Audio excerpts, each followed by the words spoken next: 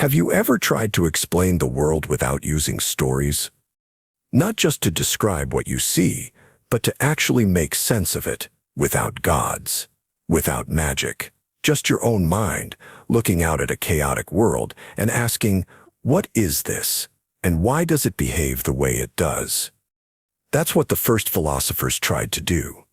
Before philosophy had a name, it was an act of rebellion, a refusal to accept myth as final truth. Ancient people had gods for everything: thunder, war, harvest, love. But a few strange individuals, scattered across Greece, China, and India, began to wonder if there were patterns beneath the chaos, laws behind the gods, order in what looked like noise. And from that wondering, a new kind of thinking was born, one that didn't pray, but probed, one that didn't just believe, but doubted, measured, questioned. These early thinkers didn't agree. In fact, many of them outright contradicted each other, but that wasn't the point. The point was that truth was no longer inherited, it had to be earned. Philosophy in its birth wasn't a school. It was a war against easy answers, sacred tradition, and the fog of unexamined belief. In this first part, we'll meet the minds that started it all. The ones who took the first steps away from myth and toward reason, who built the foundation, imperfect, contradictory, but essential for everything that came after. They weren't just trying to describe the world, they were trying to wake up in it. Thales. When the world lost its gods. Imagine standing in a world where thunder means the gods are angry, where illness is a punishment, and the stars are the eyes of spirits watching your every move. There are no laws of nature, only the moods of invisible beings. No science, no explanation, only myth. Now imagine someone walks into this world and says, what if it's not the gods? What if there's something underneath it all, something that doesn't care whether you believe in it or not? That someone was Thales. He was the first recorded person to say, maybe the universe isn't ruled by stories, but by patterns. He didn't scream it. He didn't write manifestos. He just started looking. He watched rivers rise and fall. He saw how mist became rain, how lakes evaporated into the air. And from this simple obsessive observation, he came to a conclusion no one had dared to think. Everything is water. Not just lakes and oceans, but everything. You, the sky, the trees, the bones under your skin. It wasn't just a poetic guess, it was a declaration. The world has a structure, and we can understand it without invoking a single god.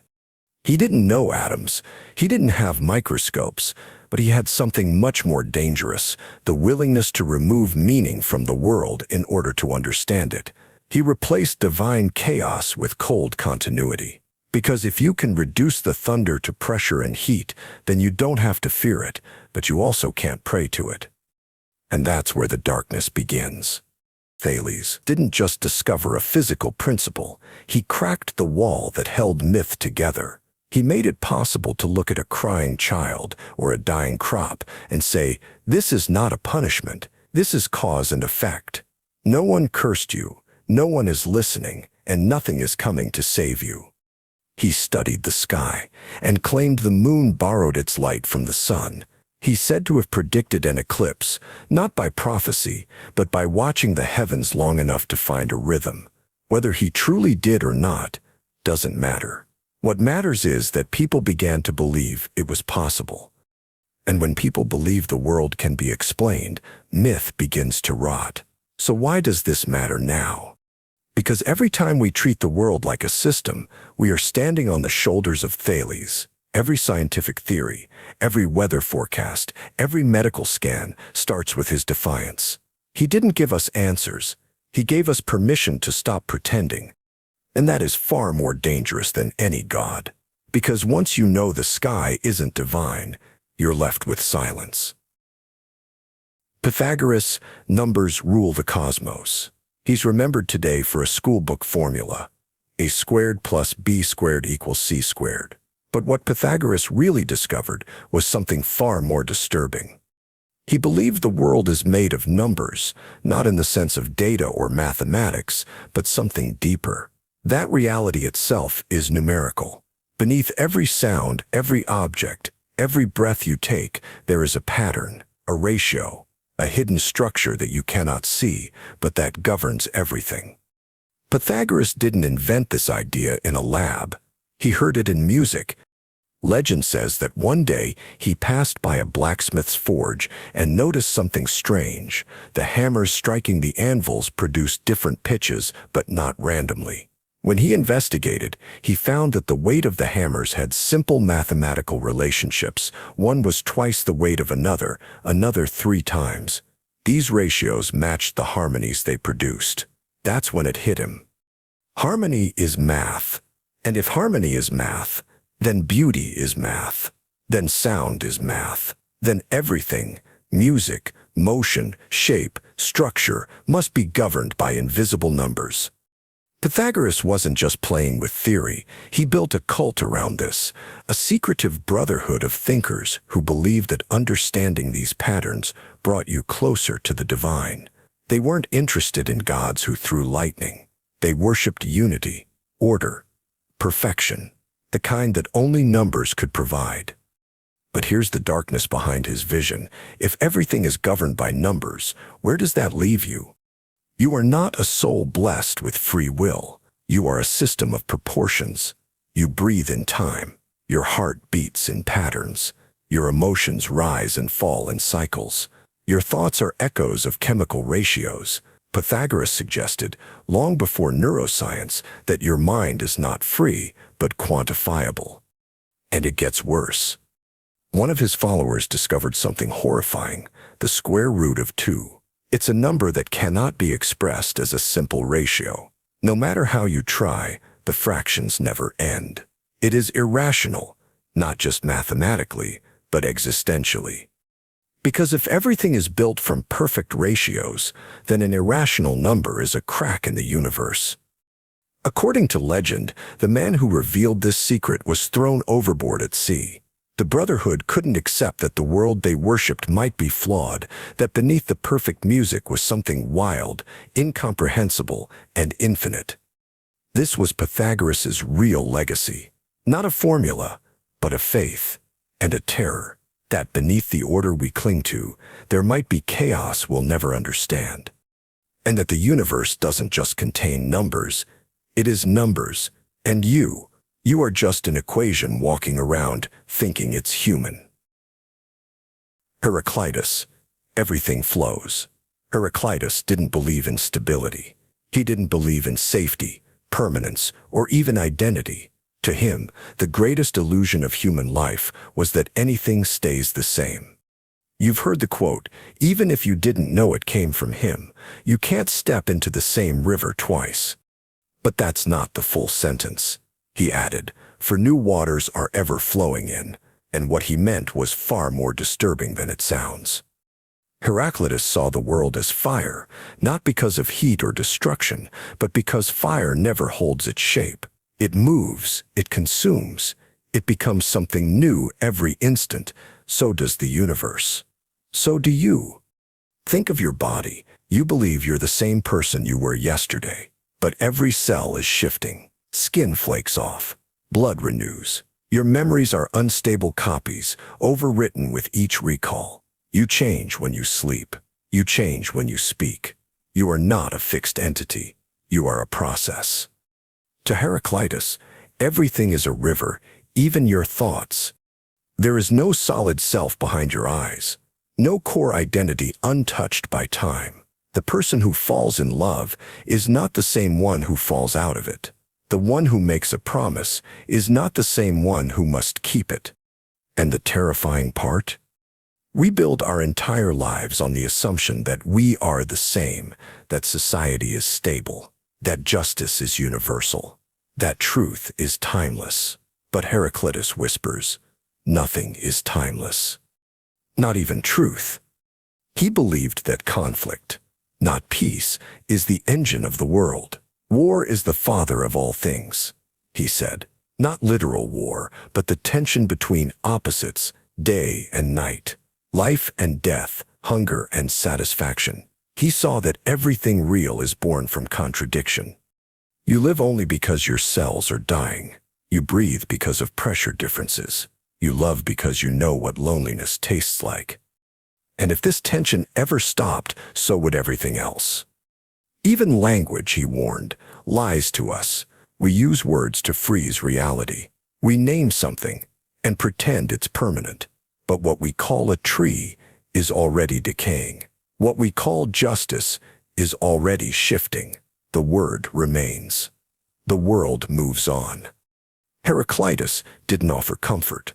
He offered clarity, a vision of life as endless motion, and identity as an illusion we cling to because we're afraid of dissolving. But you are dissolving right now, and the only constant that you won't be the same person by the time this sentence ends. Parmenides, change is an illusion. Heraclitus said everything flows. Parmenides said nothing does. To him, change wasn't just hard to explain, it was impossible, illogical, a trick of the senses, because if something changes, then it must become what it previously wasn't.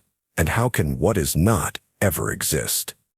It sounds abstract, even absurd, but Parmenides was ruthlessly logical. He started with a single rule: something cannot come from nothing. If that's true, then becoming, transformation, birth, motion is impossible. Because for anything new to emerge, it must come from what previously did not exist. And that violates his rule. So he declared, there is no change, no multiplicity, no time. There is only one thing, unmoving, eternal. This wasn't mysticism. It was reason taken to its furthest extreme. And Parmenides trusted reason more than the senses. Your eyes tell you things change. People age. Stars burn out. But your mind, he argued, should know better. Change requires something to be and not be at the same time. That's a contradiction. And truth has no room for contradictions. So he rejected the entire world of appearances. He claimed that reality is one, indivisible, and unchanging. And everything else, motion, variety, decay, is illusion, a kind of cosmic hallucination. It was a terrifying idea, because if Parmenides was right, then everything we experience is false, not metaphorically. Literally, our lives are shadows dancing on a wall, projected by something vast and still we can never perceive. And this wasn't just philosophy, it became a crisis for Greek thought. Because if logic leads to total stillness and the senses lead to lies, how can we ever know what's real? The battle between reason and perception had begun. And the next generation would try to answer it, not by resolving the contradiction, but by using it. By saying, maybe both are right. Which brings us to a man who tried to live the contradiction, who taught virtue in a world of illusion and turned doubt into method. The strange figure known as Confucius. Confucius, order through virtue. When you think of Confucius, you might picture ancient proverbs printed on tea bags. But behind the calm sayings is a thinker who saw human life as something always on the edge of collapse, and who believed only one thing could hold it together: ritualized control. Confucius lived during one of China's bloodiest periods, the Spring and Autumn era. Dynasties were fracturing. Nobles were assassinating kings. Honor was meaningless. Law was scattered, and armies marched against their own people. Civilization was unraveling in real time. And in the middle of that, he asked one terrifying question.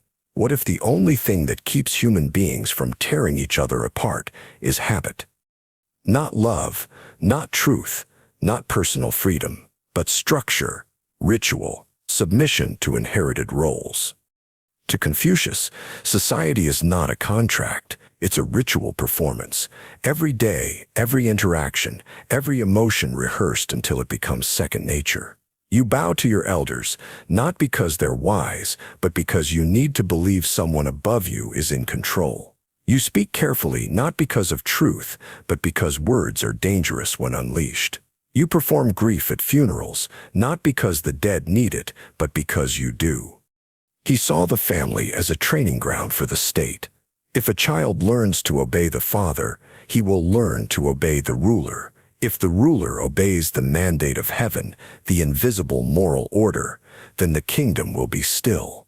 But if that chain of obedience breaks at any level, even once, chaos spreads like blood on silk. Confucius didn't preach peace. He preached harmony, and the two are not the same. Peace is what happens when no one wants to fight. Harmony is what happens when everyone knows exactly where they stand. He believed the greatest danger wasn't war. It was forgetting your place. A farmer who speaks like a noble, a child who interrupts a parent, a wife who disrespects a husband, a merchant who challenges a scholar. These are not just social errors. They are cracks in the order of the world. Because once people forget how to act, they forget how to live. And here's the truly dark part. Confucius knew that people don't naturally want order. They want freedom. They want emotion. They want justice. But he also knew those desires are unstable. Left unchecked, they lead to selfishness, cruelty, collapse. So he offered a brutal compromise: give up spontaneity in exchange for stability. Repress chaos behind generations of etiquette. Let the performance become the reality. And maybe, just maybe, the world will hold, but only as long as no one asks why they're bowing. Laozi, the Tao that can be spoken, is not the true Tao.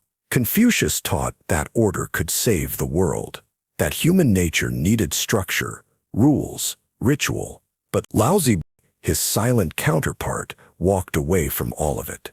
He left the city, the court, the noise of civilization, and disappeared into the mountains. Why?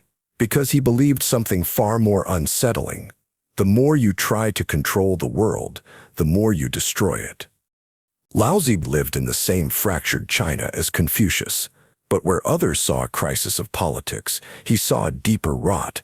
We were trying to speak the unspeakable, name the unnameable, grasp what was never meant to be held. His book, The Tao Te Ching, begins with a warning. The Tao that can be spoken is not the true Tao. This wasn't poetic mysticism.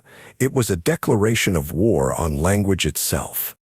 Because once you name a thing, you separate it, you freeze it, you trap it in a concept.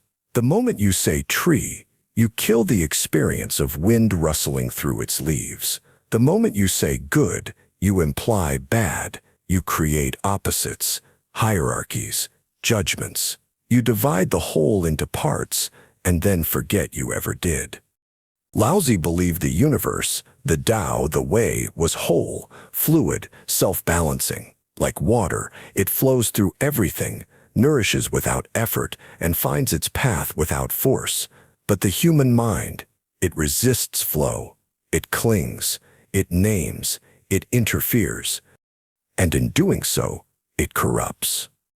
Governments pass laws, thinking they can prevent crime, but create more criminals. Morality is preached, and people become more cruel. The harder you push, the more the world breaks. To rule is to interrupt. To speak is to distort. So Laozi offered a radical reversal. Stop doing. Stop striving. Stop naming. He called it wu, non-action. Not laziness, but the wisdom to stop pushing when pushing makes things worse. Like a fisherman who doesn't thrash in the water but waits. Like a parent who doesn't lecture but listens. Like a ruler who governs by silence. You can't force the Tao. You can only empty yourself enough to let it move through you. But that emptiness is terrifying. Because it means giving up your plans, your ambitions, even your idea of who you are. It means realizing that most of what you believe about truth, control, even meaning, is scaffolding on something that cannot be named. You are not the architect. You are a ripple in something far older, colder, and quieter than you imagined. And the moment you try to hold it, it slips through your fingers. Socrates, the unexamined life is not worth living. Athens was dying when Socrates was alive, not in body, but in spirit. The empire had grown fat on its golden age, on sculpture, tragedy, democracy, war. But beneath the marble and glory, something had begun to rot. The city was full of men who claimed to know everything, how to rule, how to fight, how to live. They spoke of justice, of virtue, of truth, as if these were obvious things, as if naming them was the same as understanding them. And into that world walked a strange man in torn clothes, barefoot, with no money and no reputation. He made no speeches. He built no school. He simply wandered the streets, asking questions. There's a record of one such day. Socrates stops a politician in the marketplace. The man speaks confidently about justice, about how Athens must punish the wicked and reward the good. Socrates listens, nods, then gently asks, "And what is justice?" The man answers, as any educated man would. But Socrates asks again, this time more specifically, then again, and again. Each time, the definition falls apart. The punishment doesn't always fit the crime. The good aren't always rewarded. Sometimes the wicked wear robes. The man grows angry, not because Socrates is insulting him, but because the foundations of his world are shifting. And that's what Socrates did, over and over. He didn't shout, he didn't argue, he asked until the cracks appeared. He questioned craftsmen about beauty, generals about courage, priests about piety, and slowly it became clear the people who claimed to know the most couldn't explain what they meant. And it wasn't just words. Socrates asked the kind of questions that pried into the soul. If you say a good life is one of honor, what happens when honor leads to war? If you say happiness is the goal, what if your happiness depends on another's suffering? If you say you're a good person, how do you know? These weren't academic riddles. These were questions that unraveled a life. Athens was proud of its freedom of speech, its open debate. But Socrates was too free. He made young people question their elders. He made rulers doubt their own laws. He made certainty feel like a lie. Eventually, the city had enough. In 399 BCE, Socrates was put on trial. The charges were vague, corrupting the youth, not believing in the gods, but everyone knew the real reason. He made the city uncomfortable. He made people think. He was given a choice, leave Athens or drink poison. He chose the poison. Even as the hemlock climbed his veins, he remained calm. His friends wept, but he reminded them, fear of death is just another unexamined belief, and if death is nothing, why fear it? He died quietly, the man who had spent his life in noise, asking questions, dismantling illusions, exposing the soft underbelly of thought. What remains is not a doctrine, but a method, a way of thinking that turns inward, again and again, until you reach the terrifying edge of your own ignorance. He never claimed to be wise, but he showed that wisdom begins when you finally admit you've never understood your own life. Plato. The world is a shadow you mistake for reality. It begins with prisoners in a cave. They've been there since birth, chained, unmoving, facing the wall. Behind them is a fire. Between the fire and the prisoners, puppeteers walk along a ledge, casting shadows onto the cave wall. These shadows are all the prisoners have ever seen. To them, the shadows are reality. They name them, study them, argue about them, but none of them realize they're looking at a projection. This is Plato's allegory of the cave, and it's one of the most haunting metaphors in philosophy, because it isn't just about prisoners, it's about us. Plato believed that the world we see, with its noise, its flesh, its color and change, is not the real world. It's a reflection, a distortion, a shadow of something pure, something unchanging, something beyond the reach of the senses. He called these deeper realities the forms, not physical shapes, but perfect, eternal concepts. You've never seen true beauty, only things that resemble it. You've never touched justice, only its warped imitations. Every circle you've drawn is flawed. But the idea of a perfect circle that exists, unchanging, untouched by time. Everything here is just a pale, decaying version of that higher truth. It's a disturbing thought that everything you've ever seen, loved, or touched is less real than something you've never experienced. Even more disturbing is Plato's belief that we don't want to leave the cave. If someone breaks free, escapes, turns around, and sees the fire, the light will hurt. If he climbs out into the real world, the sun will blind him, and if he comes back to tell the others, they'll laugh, maybe even kill him. Plato wasn't speculating. He had just watched it happen. His teacher, Socrates, was executed by the Athenian democracy for trying to awaken people to the truth. To Plato, this proved that most people don't want truth. They want comfort. They want the shadows. And here's where the philosophy cuts deep. Plato believed that true knowledge requires pain. You have to be torn from your illusions. You have to question your senses, your instincts, even your memories, because what feels most real is often the furthest from reality. That's why he didn't trust democracy. The crowd chooses what it can see, what it can feel. But the truth? That requires a mind trained to look past appearances, to pierce the veil. He imagined a philosopher king, someone who had seen the forms, then returned to guide others, even if they didn't want to be guided. Because once you've seen what's real, you can never again pretend the shadows are enough. And if that sounds authoritarian, it is.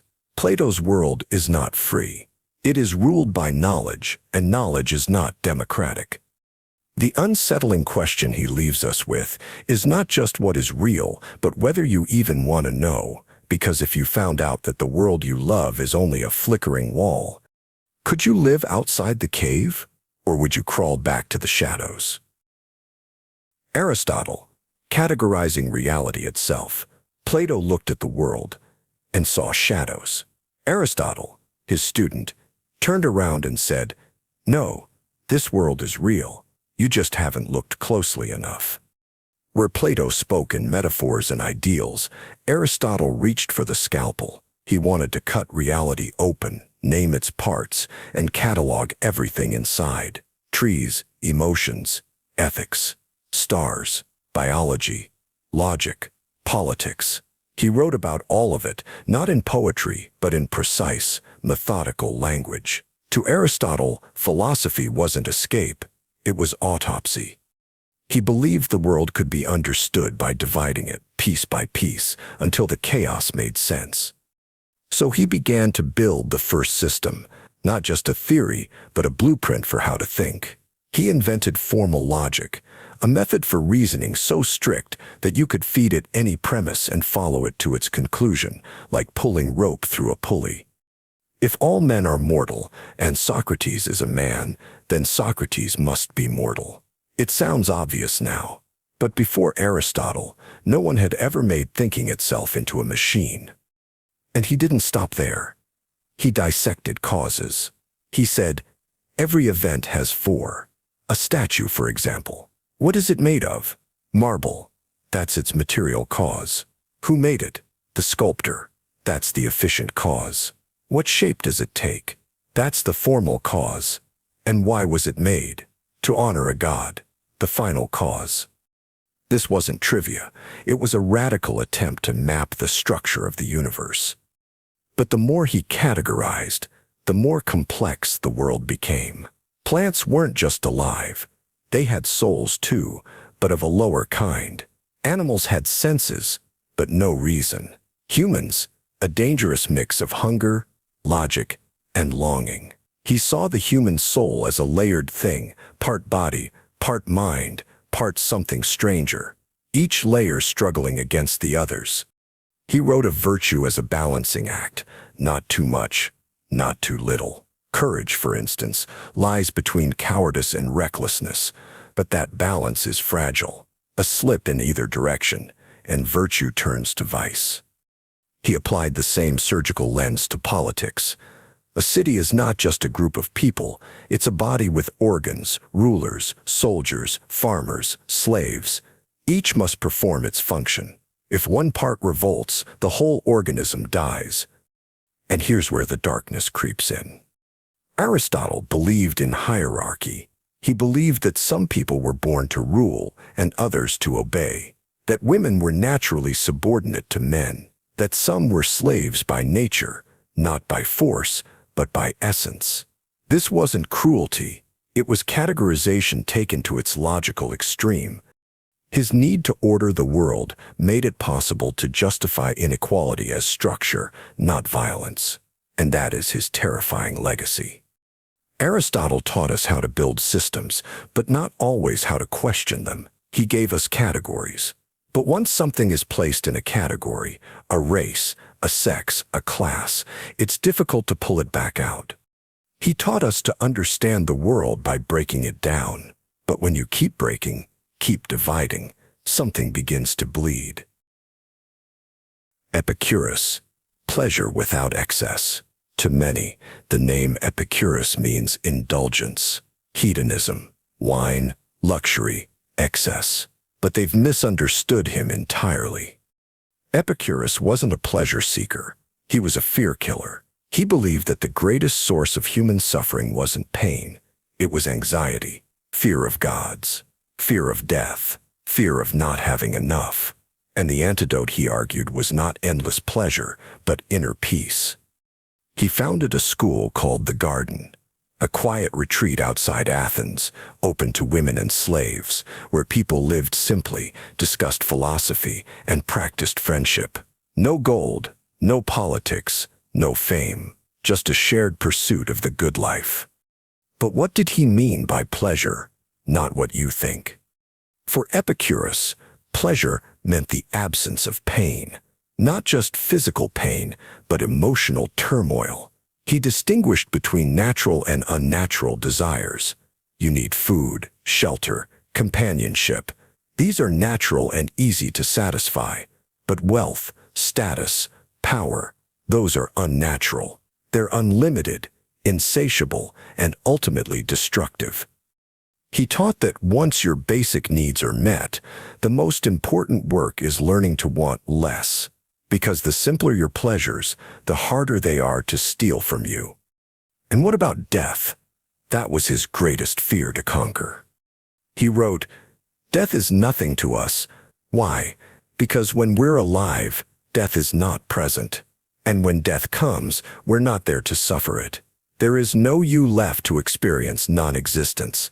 So fearing it is irrational, a ghost story we tell ourselves." He rejected the idea of divine punishment, eternal souls, afterlife rewards. The universe, to Epicurus, was made of atoms and void. No gods watching, no judgment awaiting. Just this life, and if we could learn to live modestly, to value friendship, to let go of fear, we could experience something rare. Pleasure without guilt, happiness without striving, peace without illusion. And with Epicurus, the first great arc of philosophy begins to settle. From the raw speculation of Thales to the serenity of the garden, humanity had begun to ask not only what is the world made of, but how should we live inside it? But peace never lasts. Soon the empires would rise, and with them, philosophy would be twisted into law, into theology, into tools for rulers and priests. The next age would force reason to bow to power. And that begins in part 2. Faith and reason, philosophy meets power. Ideas begin as threats. They unsettle kings, question faith, mock tradition. But over time, even the most radical thoughts can be tamed, absorbed into systems of power. This is where philosophy now stood. No longer roaming freely, it was summoned to serve. Empire, law, religion, order, but it didn't vanish.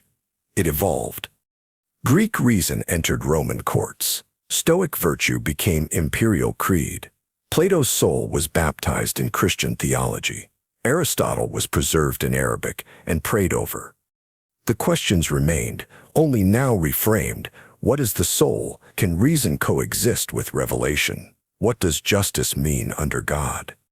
How should rulers act, not to dominate, but to serve? Philosophy moved into temples and courts, sometimes celebrated, sometimes bound, and yet a spark remained, the will to understand truth, even under the weight of obedience. This chapter belongs to those who walk that line, and we begin with a man who showed that even motion itself might be an illusion, Zeno. Zeno, paradoxes of motion and thought. You've seen it with your own eyes. An arrow in flight, a runner crossing the finish line, your own hands reaching for a glass. But Zeno of Elis stood in the shadow of his teacher Parmenides and asked a question that still unsettles logic to this day. How can anything move if motion itself makes no sense? Zeno wasn't trying to play games. He wasn't a mathematician with too much time. He was a philosopher armed with paradoxes, weapons crafted to defend a single terrifying truth, that change and motion are illusions, and everything we believe about time, space, and continuity is broken at its core. One of his most famous paradoxes begins innocently enough. Imagine a runner, say Achilles, trying to catch a slower runner, or even a tortoise. Achilles gives the tortoise a small head start.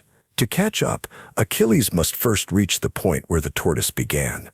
But by the time he gets there, the tortoise has moved a bit further ahead. Now Achilles must reach that next point, but the tortoise again has crept forward, and so on. No matter how small the gap becomes, there is always another distance to close. Zeno wasn't denying reality. He was revealing its logical fracture. If space is infinitely divisible, if you can always cut a distance in half, then motion should be impossible. To move from one point to another, you would have to complete an infinite number of steps in a finite time. And that, by any rational standard, is absurd. And yet, you move. You walk. You run. You watch the arrow strike the target. But Zeno forces you to ask, what are you actually seeing? Are you watching a continuous motion, or are you stitching together a series of still moments, like frames in a film reel, so quickly your mind invents the movement? Another of his paradoxes, an arrow in flight is, at every single moment, in a single location.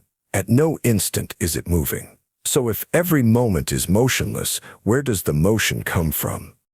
Zeno is not just challenging physics, he's challenging perception itself.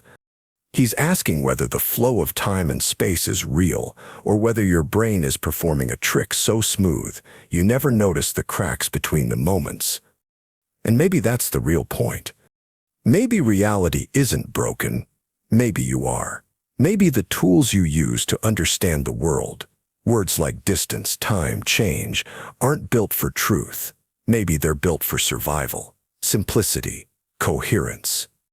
Zeno's paradoxes don't stop you from running, but they plant a seed of unease that behind every step there's a hidden contradiction, that your body moves through a world your mind can't fully explain. And once you see that contradiction, you don't just question movement, you begin to question the meaning of forward itself. Marcus Aurelius, Stoic emperor of inner peace.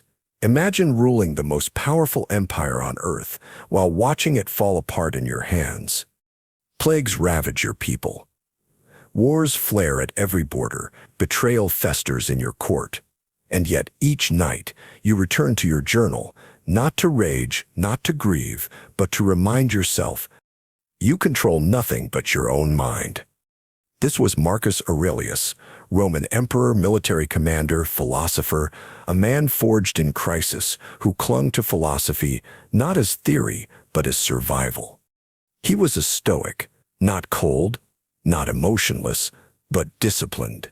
Stoicism taught that suffering doesn't come from the world itself, but from our judgment of it. You don't control events, you control your response. If someone insults you, that's their action. Whether it angers you, that's your choice. If you're sick, betrayed, or dying, it's not the event, but the story you tell yourself about it that determines your peace. Marcus wrote down these thoughts every day. Not for fame, not for publication. He never meant for his notes to be read. They were reminders to himself. a private anchor against the storm of power. That book became the Meditations, one of the most intimate documents in all of philosophy. It's not abstract.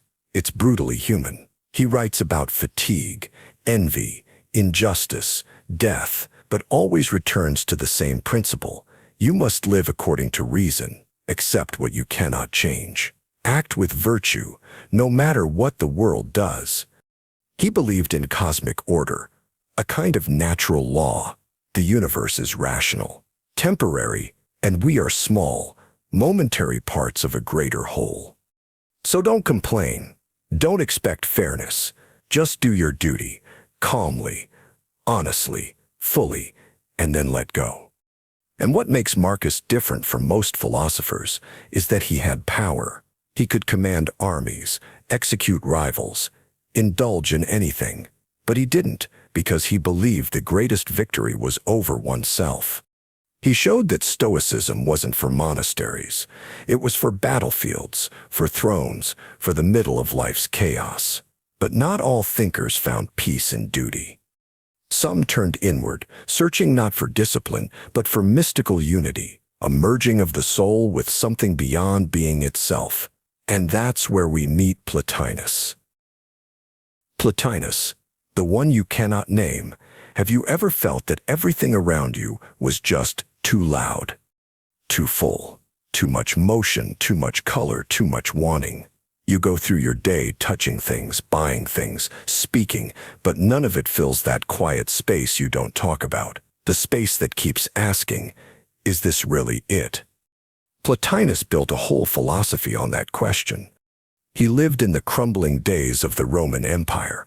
Temples still stood, but the gods inside them were hollow. Philosophy had become wordplay, religion had become theater, and the soul had nowhere left to go. So Plotinus gave it a direction, upward, but not toward heaven, not toward a god in a robe or a shining throne. He pointed toward something he simply called the One. He refused to define it. He said the moment you try to name it, you're already too far away. It's not being. It's not spirit. It's not even God. It is beyond being, the source from which all things flow, but which itself remains untouched, unsplit, unseen. Imagine light. Now imagine that everything in the world is dimmer light, flickers, shadows, broken beams. Plotinus said, you're living in that dimness. Your thoughts, your desires, your body, your language, they're all second-hand radiance. The One is what came first. But it didn't create by choice. It overflowed, like sunlight doesn't choose to shine. From it came nous, the divine intellect. From that came psyche, the world's soul. And from that, the world you live in, the body, matter, time, death. Each layer is a step downward. Plotinus believed that every soul, yours included, began near the top. But we fell. Not through sin, but through attention. We turned outward. We chased images, sensations, names, and the more we named, the more we forgot. You didn't lose your soul, you just pointed it in the wrong direction. So how do you return? Not through argument, not through action, through silence, through shedding, through a kind of philosophical fasting.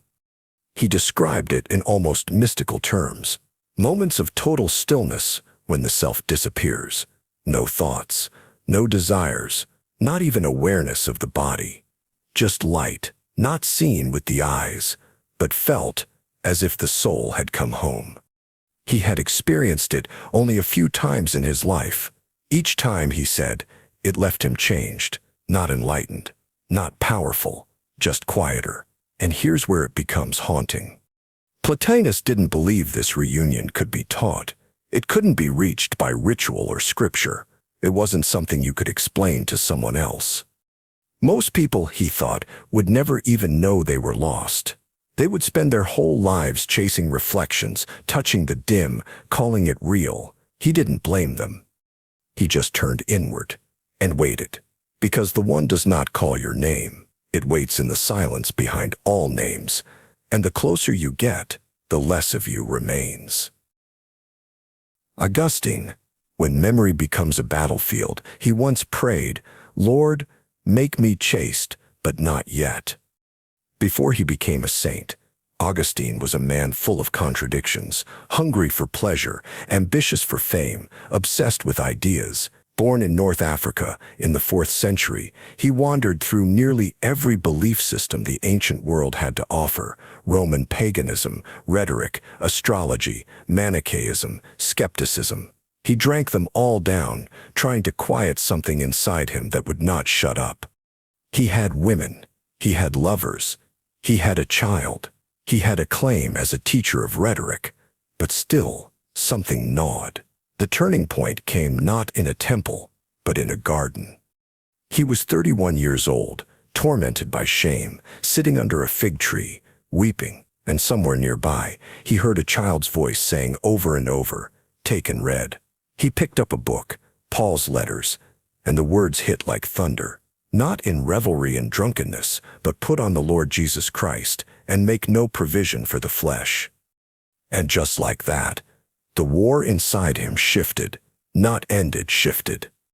Because Augustine never found peace. What he found was wrestling, a lifelong battle between faith and doubt, pride and surrender, longing and restraint.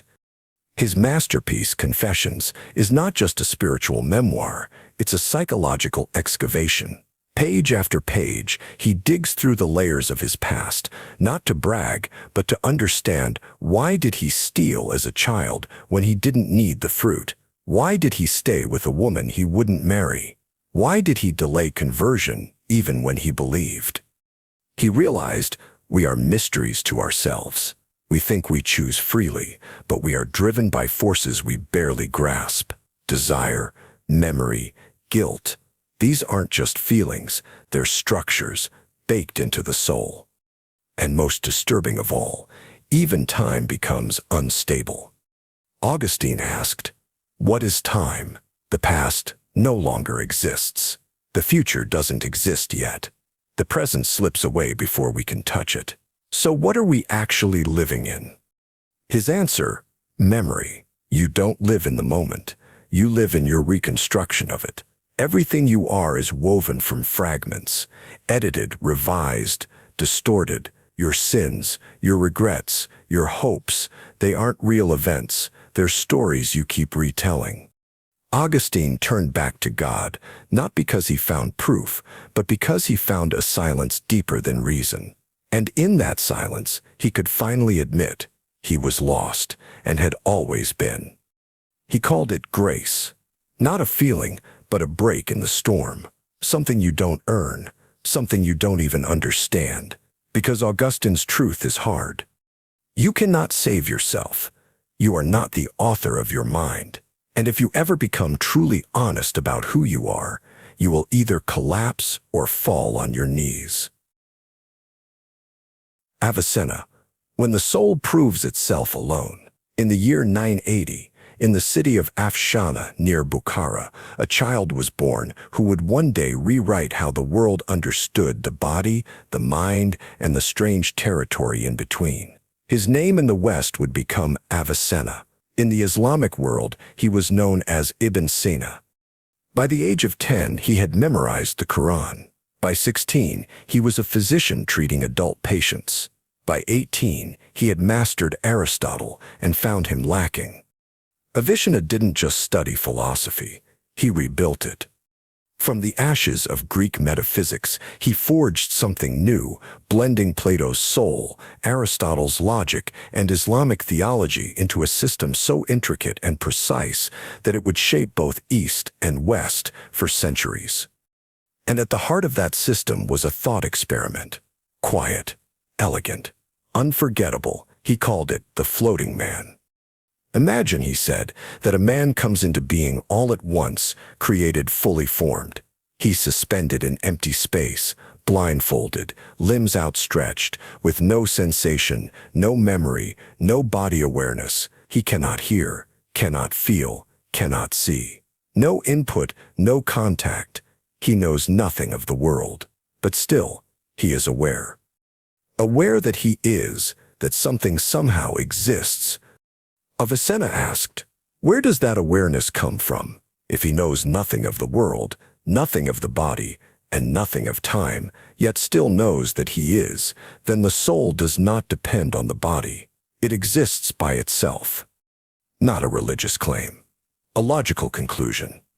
The floating man doesn't remember his birth, doesn't anticipate his death. He is cut off from everything. Yet there is a light on the inside. A quiet knowing that I am. Avicenna saw this as proof that the soul is not material, not extended in space, not bound by blood or breath. The soul is what remains when the senses fall silent. And this wasn't theory for him. He wrote his medical texts by day, dissecting anatomy, diagnosing fever, but by night he wrote of the soul, the intellect, the active mind that receives the forms of all things. He believed that the universe was layered, cascading down from a necessary being, pure existence itself, through a chain of intellects, down to the world of matter. In that structure, the human soul occupies a terrifying middle place, not divine, not beastly, but split, torn between eternal form and decaying flesh. It reaches upward toward the active intellect, where universal truths are stored. But it also sinks, distracted by sensation, pulled into habit, hunger, decay. He saw philosophy as medicine, a treatment for the soul's amnesia, a cure for the forgetting that comes with embodiment. And he knew the price of seeking it. He lived on the run, dodging courts and patrons, accused of heresy and arrogance. His books were burned, then copied in secret. He died young, but not quietly. His works passed through centuries like contraband maps of the invisible. Because once the soul knows that it can think without the body, it never fully returns to earth. Al-Ghazali, the philosopher who burned philosophy. He had everything a man of knowledge could want. A brilliant scholar, master of law and logic, appointed to the most prestigious teaching post in the Islamic world, Baghdad's Nizamiya. Al-Ghazali was respected, envied, feared. His writings silenced critics, his lectures packed halls, his intellect was armor. But one day, in the middle of a lecture, his voice stopped. Not metaphorically, literally. The words froze in his throat. He tried again. Nothing. Doctors were summoned. He wasn't sick, he wasn't injured, he simply could not speak. Not to students, not to friends, not even to his family. Days passed, then weeks, and then without explanation, Al-Ghazali walked away from everything, from Baghdad, from prestige, from the life he had built through brilliance. What had happened? He had begun to suspect that all his knowledge, all the law, theology, rhetoric, meant nothing, that he was performing a role. Speaking truths he no longer trusted, and in that moment, his mind collapsed under the weight of its own machinery. He wandered in silence for years. Through Syria, Jerusalem, Mecca, he wrote nothing, said little. People thought he had lost his mind, but what was really happening was worse. He was stripping his intellect down to the bone, and when he returned, when he finally wrote again, it was as a different man, and what he wrote was devastating. The incoherence of the philosophers, a surgical demolition of Islamic Neoplatonism, and especially of Avicenna. Al-Ghazali attacked not from ignorance but from inside the system. He understood Avicenna's logic. He had mastered it, and then he set it on fire. You say the world exists by necessity, then you've denied God's freedom. You say the soul is eternal, then you've denied the resurrection. You say causality is real, then you've limited God to law. Al-Ghazali claimed that what philosophers called reason was nothing more than habit dressed up in syllogisms. We think fire burns cotton because it always has, but that doesn't mean it must. Only God's will, moment by moment, sustains what we call cause and effect. Burning is not automatic. Neither is gravity. Neither is life. Every second is recreated from nothing by divine choice. And in that idea, he planted a seed of terror, that the world has no stability except God's ongoing attention, that if God were to look away, reality would vanish. He wasn't rejecting truth, he was rejecting the arrogance of thinking we could reach it on our own. And yet Al-Ghazali didn't abandon reason entirely.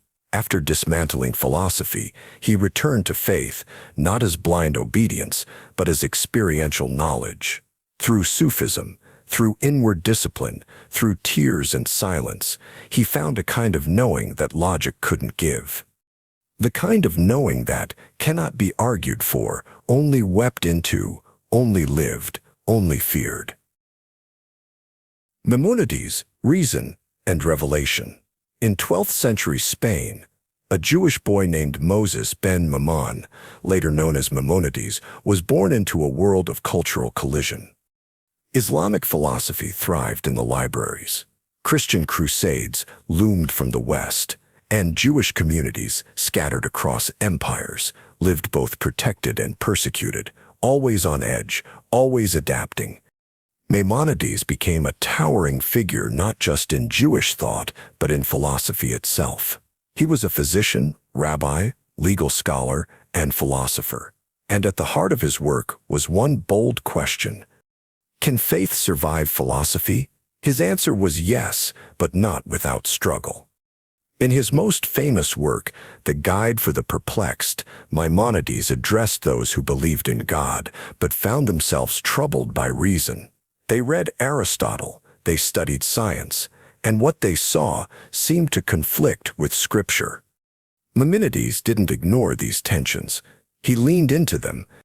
He argued that the Bible should not always be read literally. When Scripture speaks of God's hand or God's anger, it speaks in metaphor, because God, he insisted, is pure intellect, beyond body, beyond emotion. The human mind needs images, but the truth behind them is abstract. And he brought Aristotle into that theology, interpreting the Torah through the lens of logic and natural law.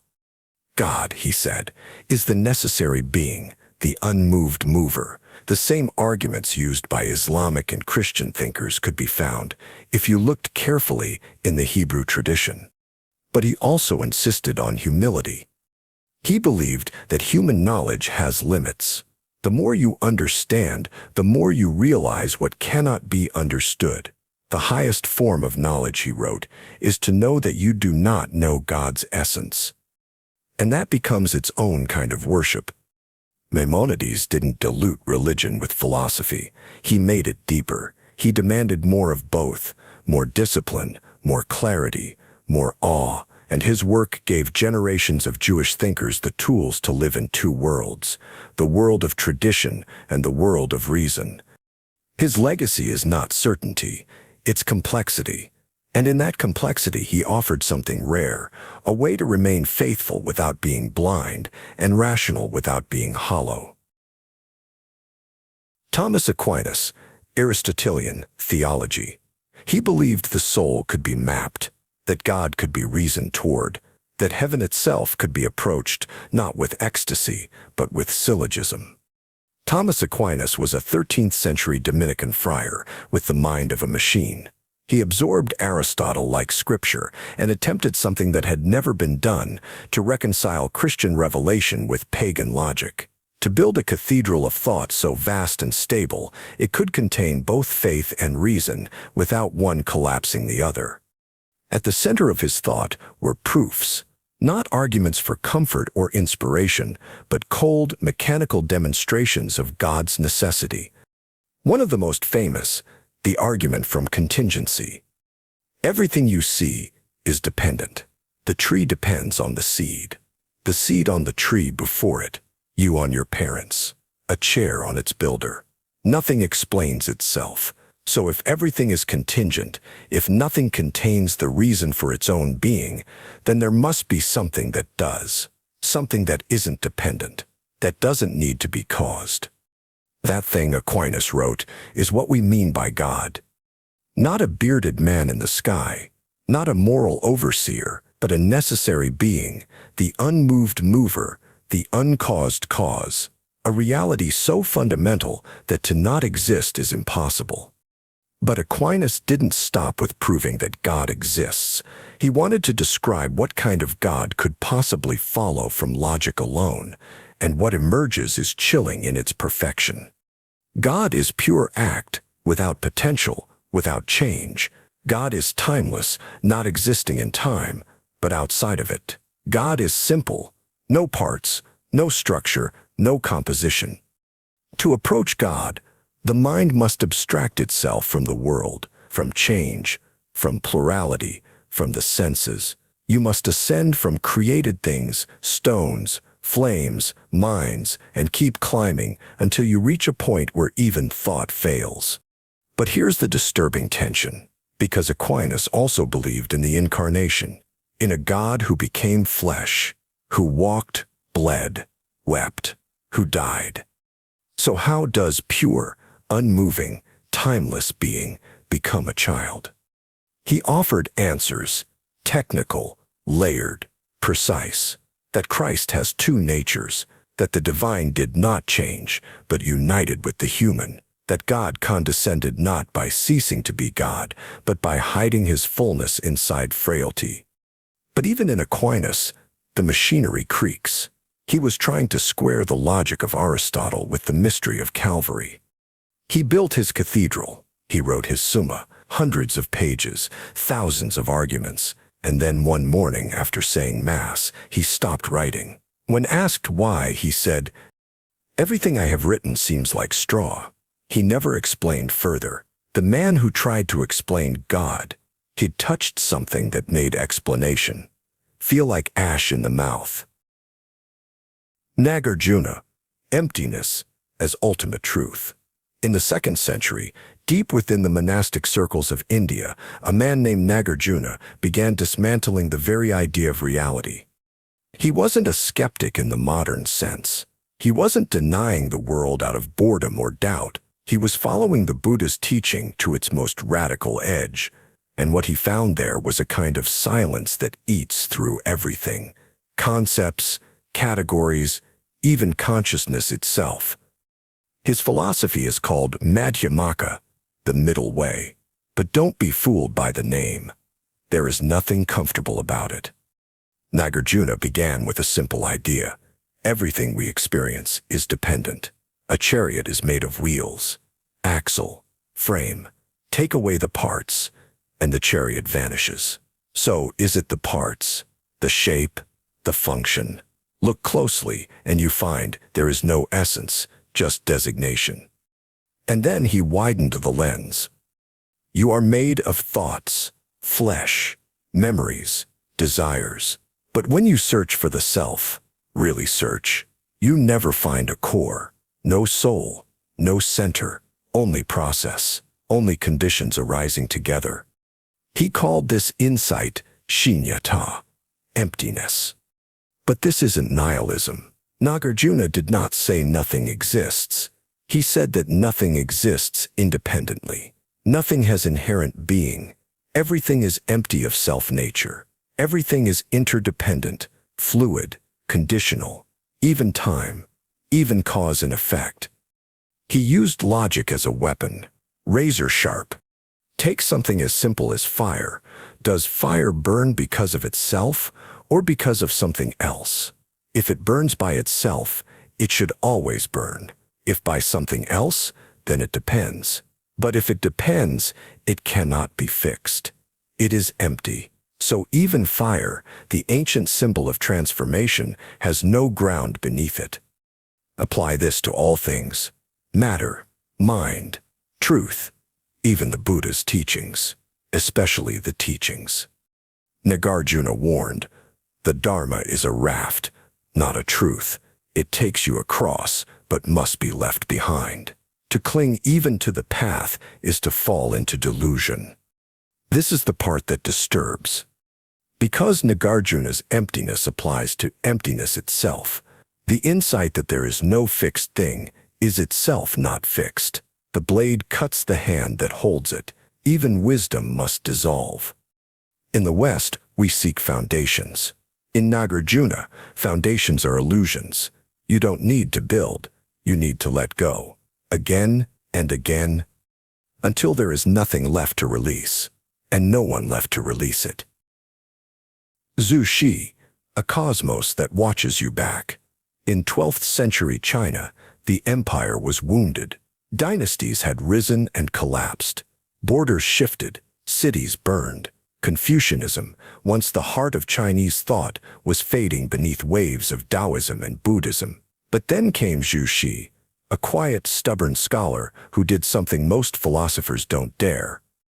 He rebuilt a broken worldview from the inside out. He didn't reject Buddhism or Taoism outright.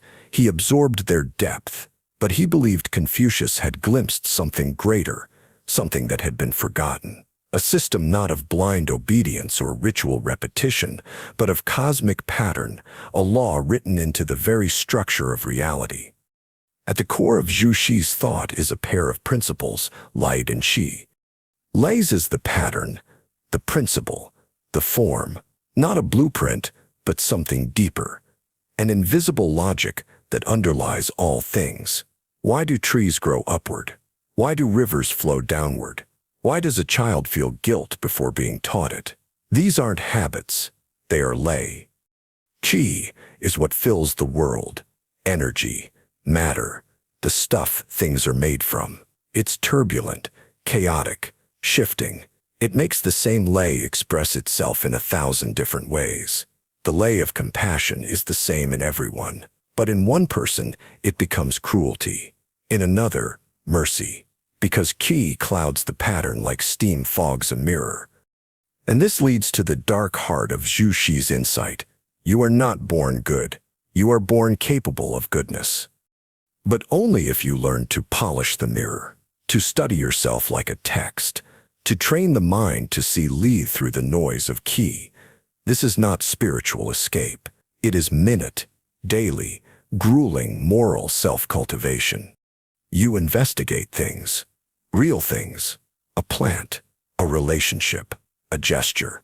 Each one contains lag, and the more precisely you grasp it, the clearer your mind becomes. And yet, Zhu Xi warned against shortcuts.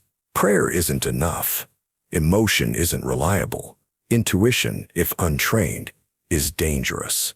The world is not here to please you. It is here to discipline you. Because light is not just hidden in texts, it's woven into the fabric of existence, the structure of the family, the duties of a ruler, the rhythm of the seasons. Your feelings are not the final truth. The cosmos has a pattern, and it does not adapt to your desires. If you ignore it, you suffer, not as punishment, as consequence. Zhu Xi believed salvation was not transcendence. It was clarity, and clarity comes not from escape, but from conforming yourself to the logic the universe already obeys. Whether you recognize it or not, you're already living inside its design. Doubt awakens the crisis of certainty. For centuries, philosophy worked in service of order. It upheld empires, interpreted scripture, reinforced tradition. Thought had a place, a role to play within the grand architecture of meaning. But then something began to crack. As the medieval world gave way to the modern, ancient authorities started to lose their grip. New maps, new technologies, new cultures, old assumptions no longer fit.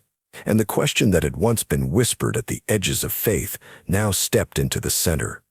What if we've been wrong? This wasn't rebellion for its own sake. It was a new kind of courage, a willingness to follow reason wherever it led, even if it led into darkness. Philosophers no longer assumed harmony between the world and the mind.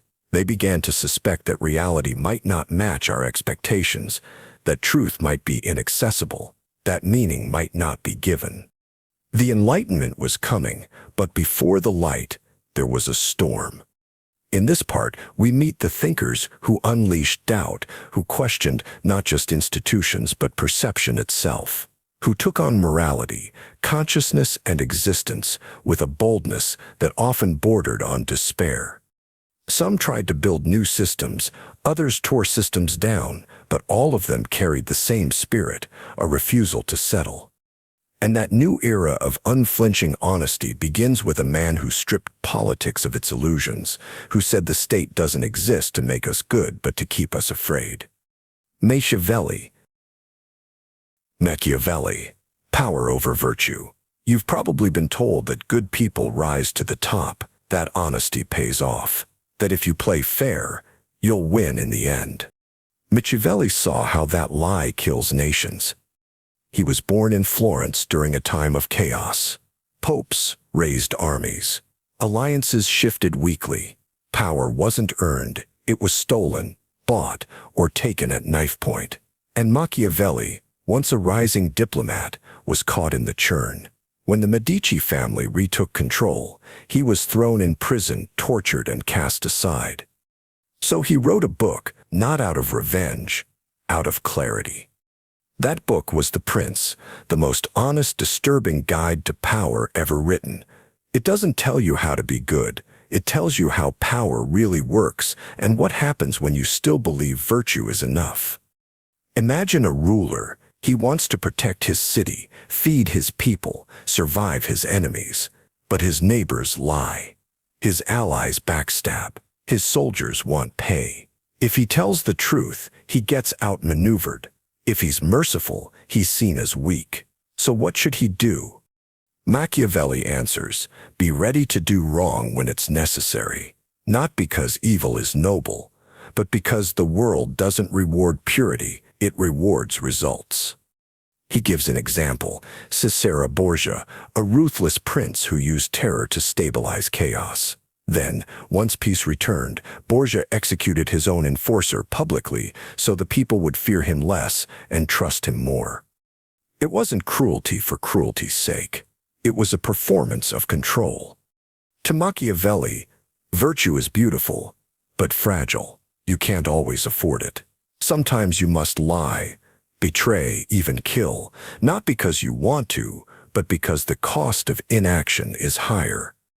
This wasn't cynicism, it was realism. He argued that fortuna is like a river. Left alone, it floods and destroys. But with boldness, you can build dams, redirect the current, shape your fate. You can't control fortune, but you can prepare for its violence. Machiavelli's world was collapsing. He saw people clinging to ideals while cities burned around them. So he asked, do you want to feel righteous, or do you want to survive? It's not an easy question, and that's why The Prince still haunts us, because it whispers the one thing no idealist wants to hear. If you're not willing to get your hands dirty, someone else will. Descartes, I think, therefore I am. He sat alone by a fire in a cold room in Germany. Outside, the 30 Years' War raged across Europe, nations clashing over faith, blood, and borders. Inside, René Descartes was doing something just as radical, doubting everything. He wasn't trying to destroy belief. He was trying to find a foundation, something certain, something that could survive the collapse of tradition, religion, and even sensory experience. He began by asking, what can I know for sure? Can I trust my senses?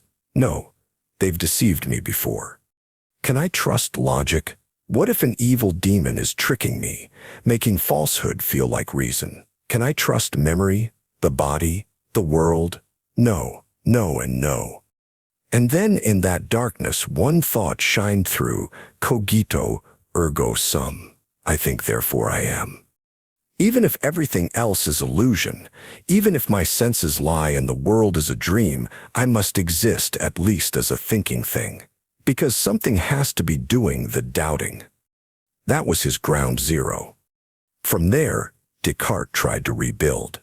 He argued that the mind is distinct from the body, that thinking is not a physical process, but a clear, non-material essence.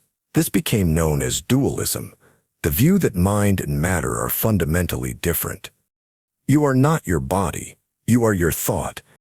And this had consequences. It shaped how science approached the body as machine, how psychology framed the self, how philosophy understood knowledge. The modern mind, detached, introspective, isolated, begins with Descartes. but so do many of our crises. Because once you separate the mind from the world, how do you reconnect them? If all you know directly is your thoughts, how can you be sure there's anything outside them? What if you're trapped in your own head? Descartes believed God guaranteed the connection, that a perfect being wouldn't deceive us. But many found that unconvincing. Still, his influence was seismic. He made doubt a virtue. He showed that you don't need to accept the world as given. You can tear it down and try to rebuild it, not with faith, but with method. And yet, while Descartes was building certainty through reason, another thinker was watching human nature more closely and saw something darker, that people aren't rational. They're afraid. They're selfish. And without control, they will destroy each other. Hobbes. Hobbes, life is solitary, poor, nasty, brutish, and short. Descartes looked inward and found a thinking mind. Thomas Hobbes looked outward and saw a beast. He lived through the English Civil War, saw mobs rise, kings fall, bodies in the street, and from this chaos, he drew a conclusion that shattered classical ideas about human nature. Without authority, people will tear each other apart. In his most famous work, Leviathan, Hobbes painted a disturbing picture of life in a state of nature, what humans would be like without laws, without government, without any social contract. And he didn't sugarcoat it. He wrote that life without structure would be solitary, poor, nasty, brutish, and short. Why? Because we are driven not by reason, but by fear, desire, and self-interest. If two men want the same resource, they will fight.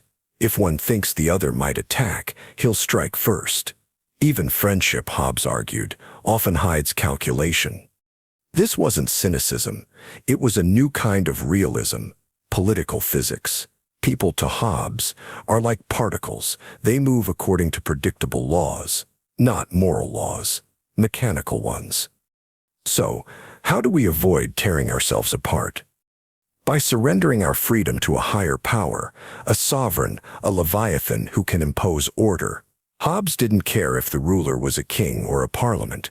What mattered was authority, absolute, undivided, and strong enough to keep everyone in check. To modern ears, this sounds authoritarian, but for Hobbes, it was a bargain. Give up some liberty, gain peace. Without that, we fall into war. A war of all against all. He wasn't interested in ideals. He wasn't interested in virtue. He was interested in what works. And what he saw working was fear. He flipped the old moral equation on its head. Classical philosophy said, a just society makes people good. Hobbes said, you don't get society until you assume people are not good. Order doesn't follow virtue. Virtue follows order. His world was cold, mechanical, and stripped of sentiment, but hauntingly familiar. Because when fear rises, people still seek strong leaders, still trade liberty for security, still choose the Leviathan, but not all philosophers accepted this bleak machinery.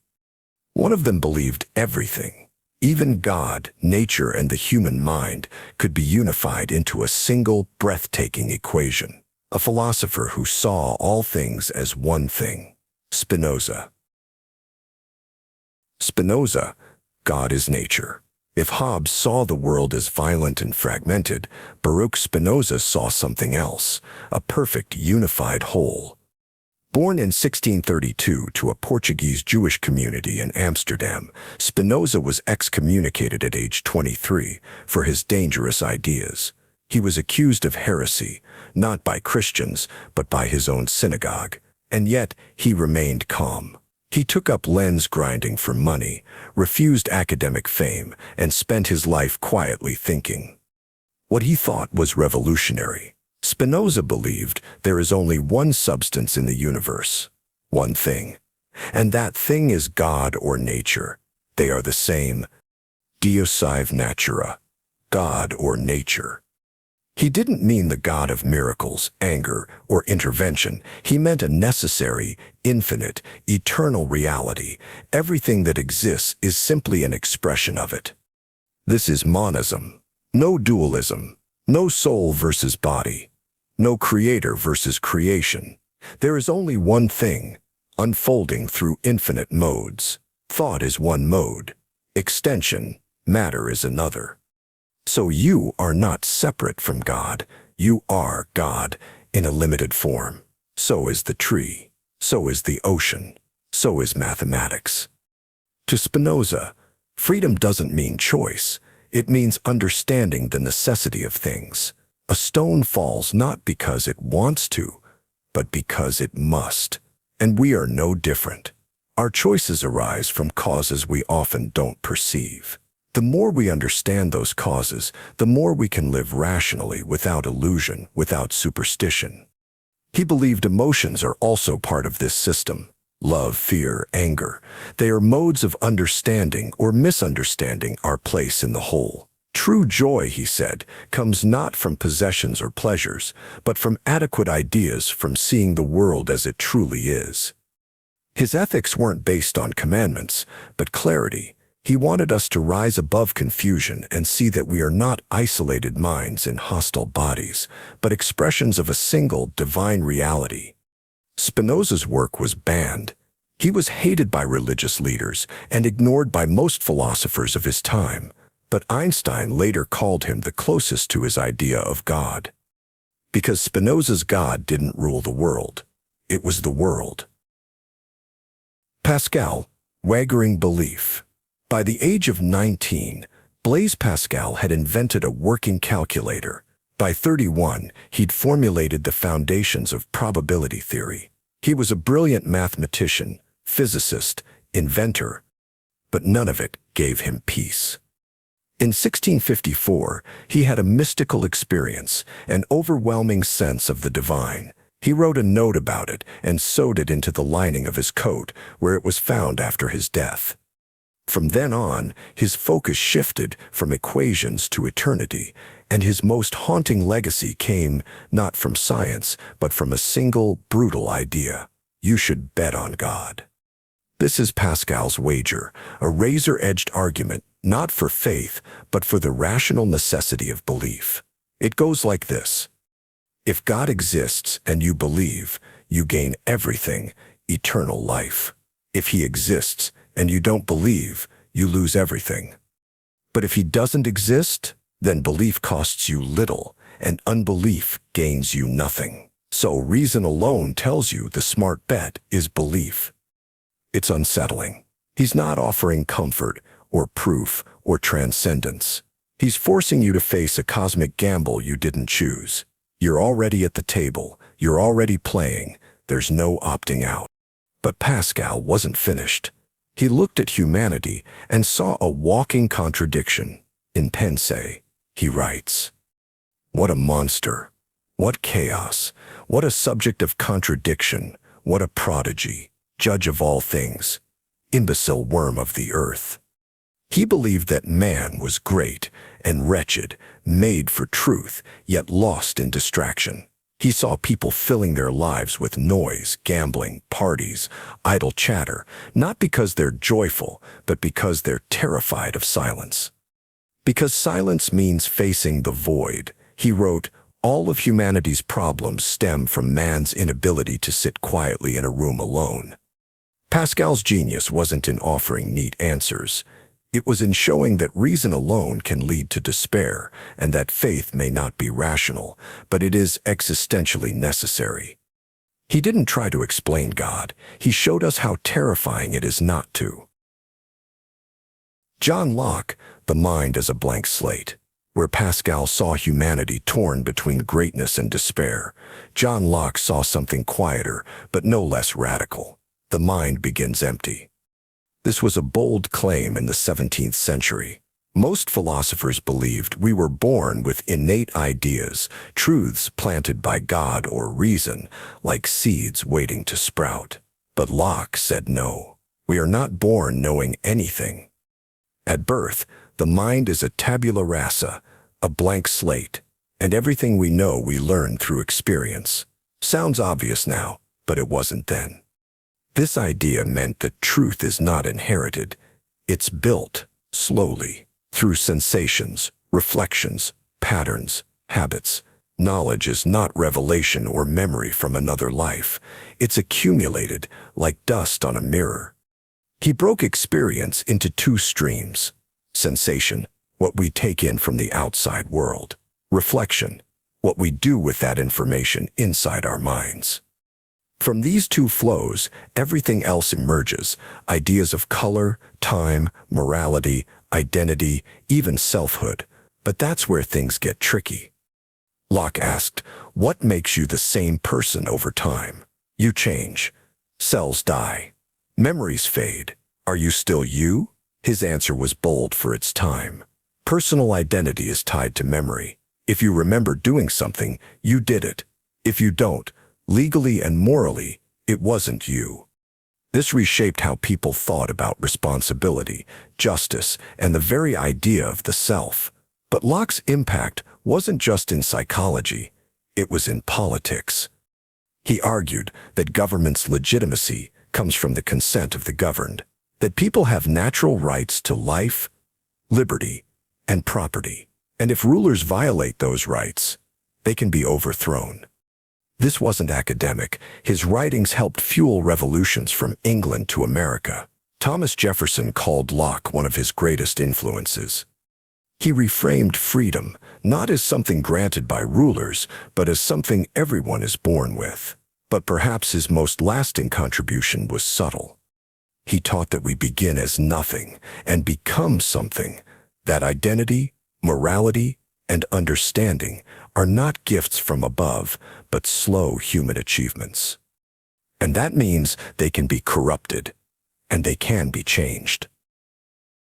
Leibniz, the best of all possible worlds.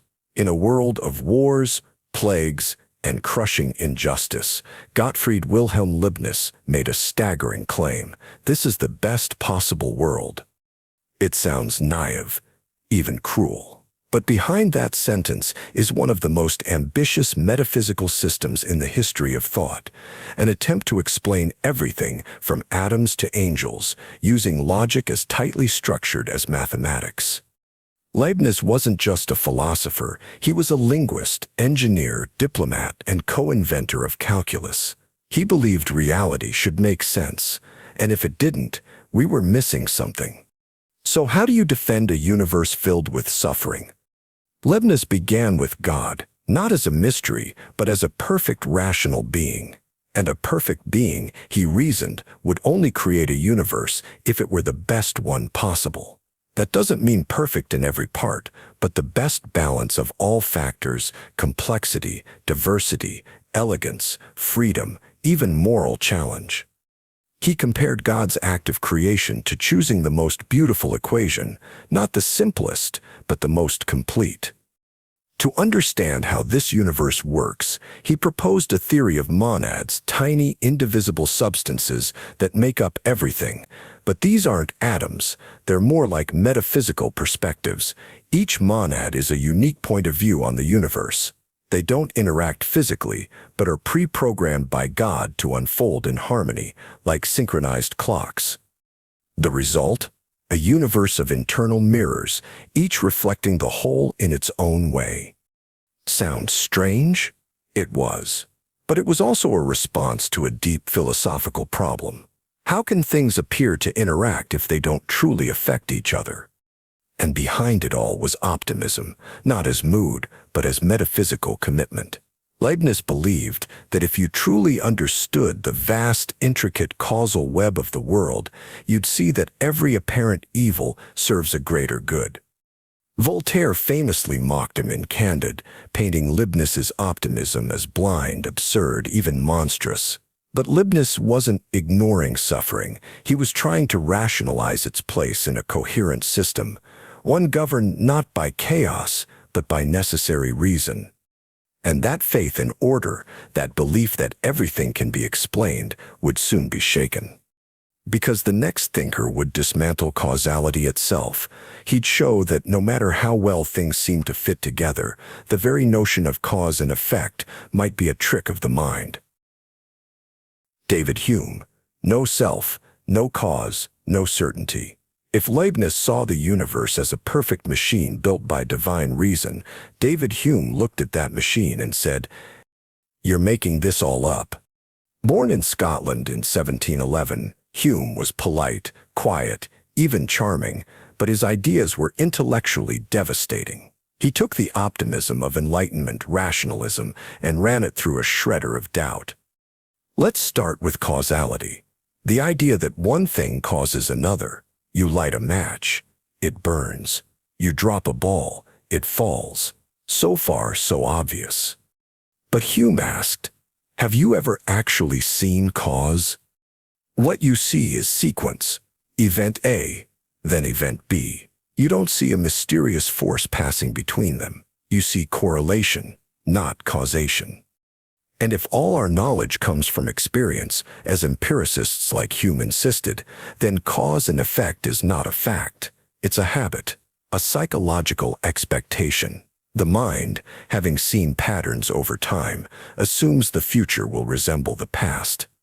But there's no logical guarantee that it will. You've seen the sun rise every day of your life, but that doesn't prove it will rise tomorrow. We're relying on custom, not reason. This has massive implications.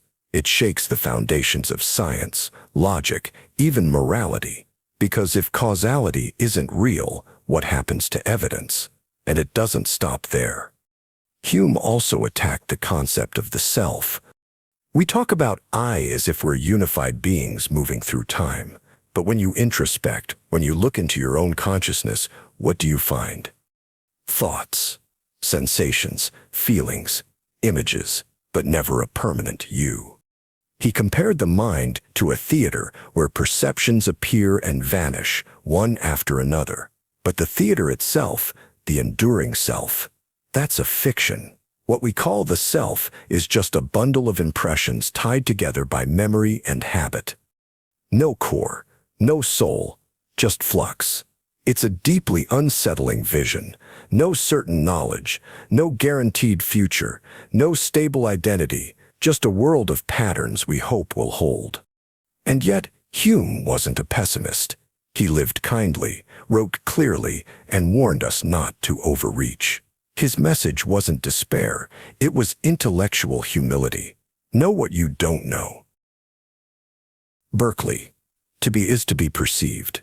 Most people, when confronted with radical skepticism, take a step back. George Berkeley took a step further. If Hume made us question causality and the self, Berkeley asked a more unsettling question. Does the physical world exist at all? Not just, can we know it exists? But is there anything out there outside perception at all? Berkeley was an Irish philosopher and Anglican bishop writing in the early 1700s. He believed that material substance, the idea of a physical world existing independently of the mind, wasn't just uncertain, it was nonsense. Why? Because everything we know comes through perception. We see colors, hear sounds, feel textures, but all of that happens in consciousness. When you say, "This table is hard," what you really mean is, "I feel hardness," but the feeling is in you, not in the object. So if we strip away all perception, what's left? Berkeley's answer, nothing knowable. To say an object exists but is never perceived, not even by God, is to say something meaningless. Thus his famous phrase, eis percipi, to be is to be perceived. Now, this sounds like solipsism, that only your mind exists. But Berkeley didn't go that far. He believed that God perceives everything, always. God's continuous observation is what holds the world in place. So when no human is looking at a tree, it still exists, not because of atoms, but because it remains within God's awareness. In Berkeley's system, reality is mental, not material, and that changes everything. No more dead matter, no more hidden substance, only ideas, spirits, and perception. This may seem bizarre, but it solves problems. For one, it avoids the gap between mind and matter that haunted Descartes. If everything is mental, there's no need to explain how a non-material soul interacts with a physical body. There is no physical body, only perceptions, arranged by divine will. Of course, this view horrified most of his peers. Samuel Johnson famously tried to refute Berkeley by kicking a stone and saying, "I refute it thus." But the pain in his foot, Berkeley would argue, is just another perception, not proof of an external object. Berkeley's world is strange, but in a way it feels familiar. Because every moment of your life, you experience the world inside your mind. You've never touched reality directly, only your version of it. And Berkeley dared to say, maybe that's all there is. Voltaire. Satire is philosophy. Some philosophers build systems, others tear them down. Voltaire laughed at them all. But his laughter wasn't casual. It was precise, surgical, a tool forged to cut through hypocrisy, cruelty, and blind faith.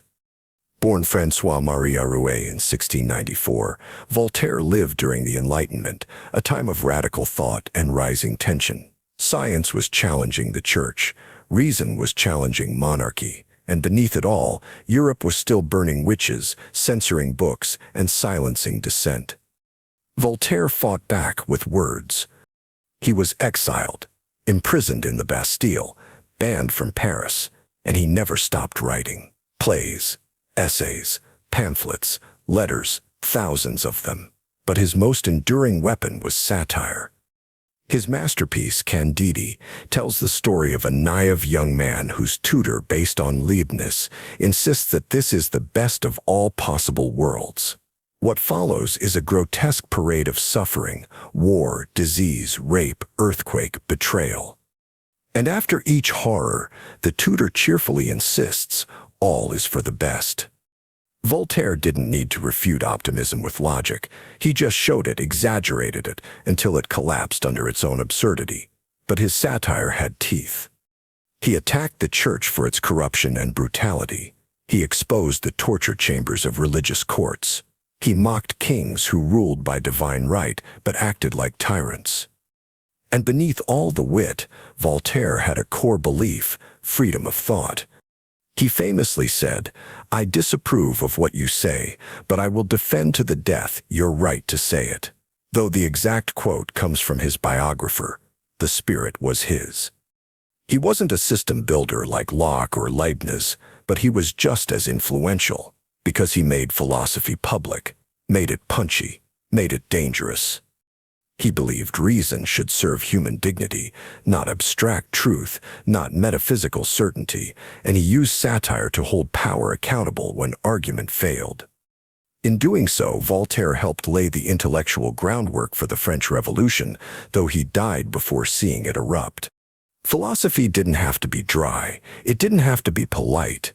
It could be a weapon, a laugh sharpened into a blade. The modern break, man as machine, mind as void, something snapped. For centuries, philosophy tried to build harmony between God and reason, body and soul, nature and law. But now, as the Industrial Revolution approached, as science advanced and old empires began to tremble, the center could no longer hold. Philosophy began to fracture. What once felt divine now seemed mechanical. The universe was no longer a story. It was a machine.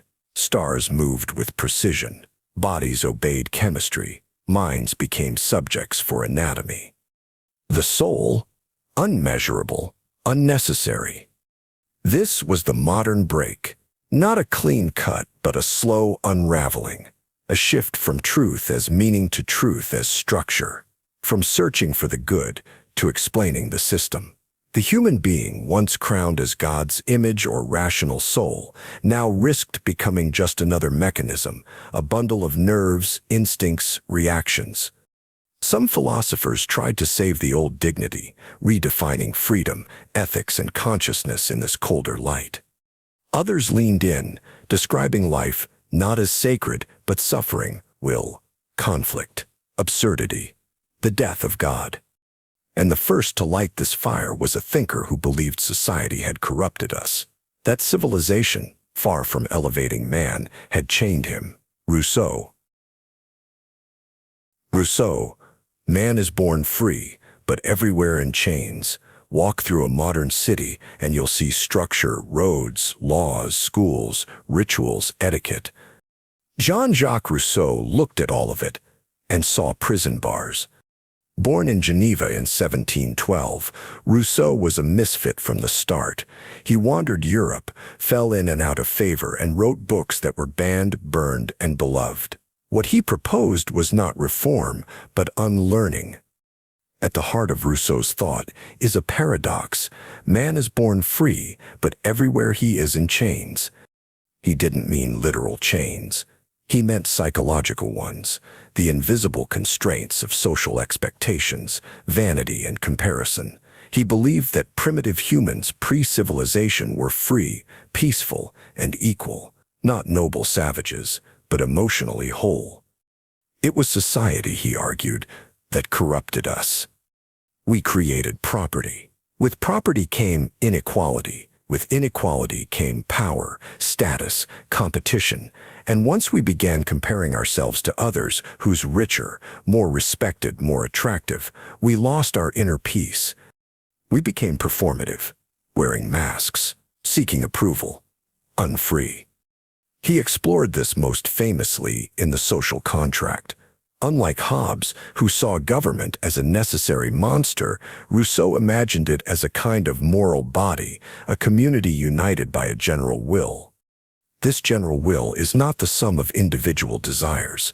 It's not what people want, but what they would want if they acted from their better selves. It's not majority rule, it's something deeper, a collective rationality aimed at the common good. But it has a dark edge. If someone resists the general will, Rousseau writes, they must be forced to be free. It's a chilling phrase because it reveals the fine line between moral community and moral tyranny. Still, Rousseau didn't write to comfort. He wrote to awaken. He believed we had become emotionally stunted, self-obsessed, disconnected from nature and from ourselves. He inspired generations, not only philosophers, but artists, revolutionaries, educators. The French Revolution carried his spirit. Romanticism echoed his longing for authenticity. Modern psychology still wrestles with the conflict he named between the social self and the natural self. Rousseau wasn't trying to take us backward. He was trying to remember something we forgot before we learned to perform. Immanuel Kant, The Limits of Knowledge. After centuries of grand metaphysical claims, God, souls, causes, universals, Immanuel Kant stepped in with a startling proposal. Maybe we've been asking the wrong questions. Maybe the problem isn't what the world is, but how we see it. Born in 1724 in Königsberg, Prussia, Kant lived a disciplined life. Same walks, same schedule, same furniture for decades. But inside that quiet routine, he was reworking the foundations of philosophy. His challenge was this: how do we reconcile the certainty of science with the doubt of philosophers like Hume? Hume had shown that causality, one thing causing another, can't be proven from experience. Kant agreed. But instead of giving up, he flipped the question around. He asked, what if causality doesn't come from the world at all? What if it comes from us? Here's the breakthrough. Kant argued that the human mind isn't a passive observer. It's an active shaper. Just as glasses color what we see, the mind has built-in structures, space, time, cause, substance, that filter and organize all experience. In other words, we never access the world as it is. We only experience the world as it appears to us through the categories of our mind. He called the world as we experience it the phenomenal world, and the world as it might exist independently, the noumenal world we can never know. We're not cameras, we're interpreters. This changes everything. It means that certainty doesn't come from matching ideas to reality. It comes from understanding the conditions under which experience is even possible. Kant called this move a Copernican revolution in philosophy. Just as Copernicus showed that the sun doesn't revolve around the earth, Kant showed that objects don't shape our minds shape objects. He also built an ethical system on this foundation. The famous categorical imperative, act only on that principle which you could will as a universal law. Don't lie, because if everyone lied, truth itself would collapse. To Kant, morality isn't about outcomes. It's about duty, about respecting every person as an end, never merely as a means. Freedom isn't doing what you want. It's doing what you ought, from reason alone. Kant drew a sharp boundary. He said we can't prove the existence of God or the soul or freedom, but we must act as if they exist for the sake of morality. He didn't destroy metaphysics. He caged it, and in doing so he created modern philosophy. Hegel, history as dialectic. If Kant built walls around reason, Georg Wilhelm Friedrich Hegel tore them down and replaced them with motion. To Hegel, truth isn't static, it evolves, and so do we.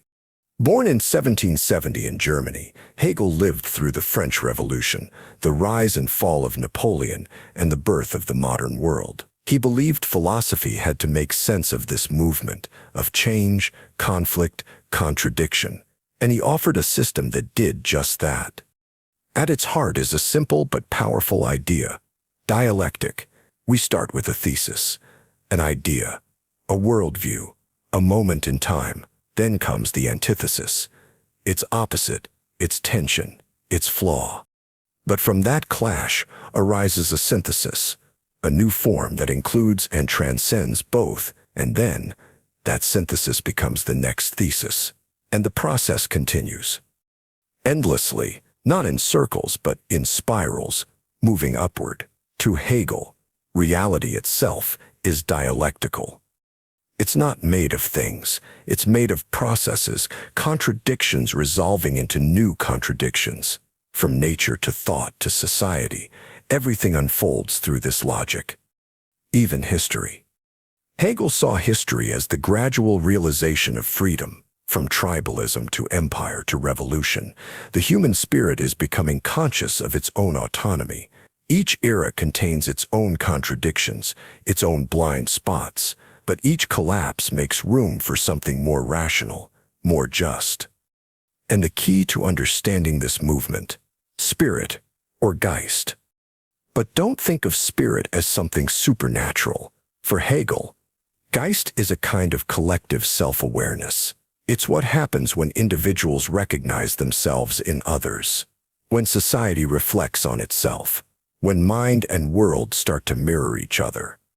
His writing is famously difficult, dense, abstract, full of spirals within spirals. But the goal is clear, to show that what seems fragmented is actually unfolding according to a deeper logic. Even pain, alienation, and contradiction are necessary, because truth emerges through conflict. Growth requires crisis. He believed philosophy had reached a climax in his own time. That reason had become aware of itself. But he didn't mean the journey was over. He meant the journey had finally begun with eyes open. Schopenhauer, will is suffering. In a time when philosophy was obsessed with reason, systems, and progress, Arthur Schopenhauer looked at the world and said, "What if all of this is just a trick? Not an illusion in the mystical sense, but a deception, a cosmic game played by the will and the mind too foolish to notice." Schopenhauer's world is not governed by reason or guided by morality. Beneath everything we see, beauty, structure, thought, even life itself, there is one primal force, the will. But this will is not noble. It's not conscious. It's not aimed at truth or enlightenment. It is a blind, aimless, endless urge to continue. It's what makes the heart beat, what drives animals to hunt, what causes us to desire, to compete, to love, to rage. And because the will never rests, we suffer. You don't suffer because the world is cruel, though it often is. You suffer because you exist as a vehicle of wanting, You are will, caught in the illusion of identity. Think about your own life. You long for something. A partner, success, approval, peace, and if you get it, relief for a moment. Then restlessness returns. You want something else. Even pleasure isn't pure. It's just the temporary absence of pain. And worse, sometimes we chase things that actively harm us. People stay in toxic relationships, self-sabotage, pursue status they don't even enjoy. Why? Because the will doesn't care whether you suffer. It only wants you to keep going. Schopenhauer saw this clearly in romantic love. He didn't romanticize it. He dissected it. He said love isn't about happiness. It's about the species using you to reproduce. You fall in love with someone not because they'll make you whole, but because they carry the right genetic material. You think it's destiny. It's biology, manipulating your mind. And yet, despite this grim vision, he wasn't without hope. He believed there are rare moments where we escape the tyranny of the will. In aesthetic experience, especially through music, we briefly transcend our ego. Music, he said, doesn't represent things. It is the will directly expressed. And when we listen deeply, we momentarily become pure perception, freed from craving. He also believed in compassion as the highest moral act, because when you see another's suffering as your own, the illusion of separation cracks. You act not from reason or duty, but from direct, felt unity. This, for Schopenhauer, is the real root of ethics, not logic, not religion, but shared pain. He lived alone for most of his life, was ignored by universities, mocked by academics. He kept a loaded pistol on his desk, and yet he wrote with clarity, force, and a brutal honesty that struck later generations like lightning. Artists, poets, psychologists, existentialists, all were drawn to him. Because he did something most thinkers avoid, he told the truth about suffering. And in doing so, he paved the way for a new kind of philosopher, one who embraced the abyss, not with despair, but with defiance. Friedrich Nietzsche. Nietzsche, God is dead. If Schopenhauer stared into the abyss and wept, Friedrich Nietzsche stepped into it and smiled because he knew what was coming. He saw it before anyone else. The slow erosion of meaning, the quiet death of certainty, the collapse of everything that once held the Western world together, and he gave it a name. God is dead, and we have killed him. But Nietzsche wasn't talking about religion in the narrow sense. He meant something far more devastating. He meant the entire framework of truth we'd built for 2,000 years, morality, metaphysics, absolutes, purpose, salvation, was rotting beneath us, and we hadn't even noticed yet. We still used the language of right and wrong, virtue and sin, hope and justice, but the foundations were gone. The cathedral still stood, but the gods had left the building. What happens when a culture loses its core but keeps pretending? You get what Nietzsche called nihilism, a spiritual sickness, a deep sense that nothing matters, that no truth is final, that everything is a performance, and every performance is empty. And for Nietzsche, this wasn't a philosophical curiosity. It was a crisis, a slow-motion implosion of the Western soul. He believed most people would respond to this death of meaning with fear. They would cling to comforting illusions, religion, nationalism, ideology, or worse, they would numb themselves with mediocrity, routine, consumerism. He called these people the last men, those who are comfortable, safe, and spiritually dead. But Nietzsche wasn't a pessimist. He was something more dangerous, a radical moral arsonist, urging us to let it all burn and start again. He dreamed of the Übermensch, the overman, not a superior race, but a superior spirit. Someone who in the face of a meaningless universe creates their own values. Someone who doesn't inherit purpose, but forges it. He called this the revaluation of all values, a philosophical rebellion, a call to remake the very structure of ethics, not from obedience, but from strength, beauty, and authenticity. And to get there, he believed we must confront what terrifies us most: eternal return. Imagine your life, every pain, every joy, every mistake, every boredom, repeating forever, again and again without escape. Could you embrace it? Could you live in such a way that you would will your life eternally? This wasn't just a metaphysical riddle, it was a test of character, a measure of how deeply you had said yes to life, even its darkness. Nietzsche wrote, like no other philosopher, aphorisms, thunderbolts, poems. His work wasn't just argument, it was performance. He wanted to infect you, to wake something ancient and dangerous in your soul. But it came at a cost. He died alone, collapsed in the street, insane for his final years, his ideas distorted, misused, weaponized by others. And yet, the force of his thinking still burns, because Nietzsche dared to say what few ever admit. If God is dead, then we are free, but now we are responsible. William James, truth is what works. Not every philosopher responds to uncertainty with despair. William James saw the same cracks in the foundations of truth, and instead of trying to rebuild them, he asked a different question. But what we do, James was a psychologist, a physician, and a philosopher. But more than anything, he was a radical empiricist, interested not in abstract systems, but in experience. And he believed philosophy had become detached from life. Too many thinkers were asking whether truth exists when they should be asking whether truth matters. So he built something new: pragmatism. The basic idea sounds simple, but it's revolutionary. A belief is true if it works, not if it's logically perfect, not if it maps some hidden metaphysical order, but if it helps us live, navigate reality, and solve real problems. If the belief in free will helps you act with responsibility, James says, it has pragmatic truth, regardless of whether you can prove it like a theorem.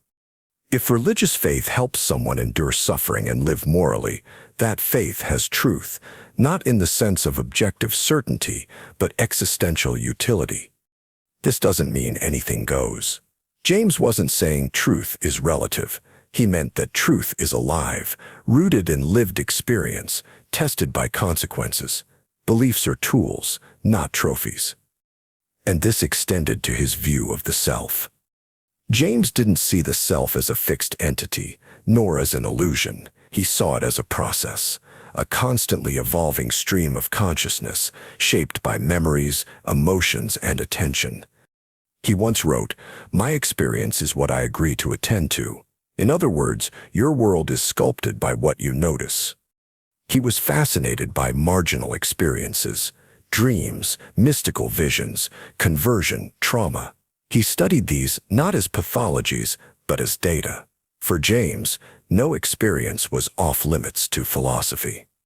And that made his work radical, because it meant that truth might arise from the fringes, not the lecture hall.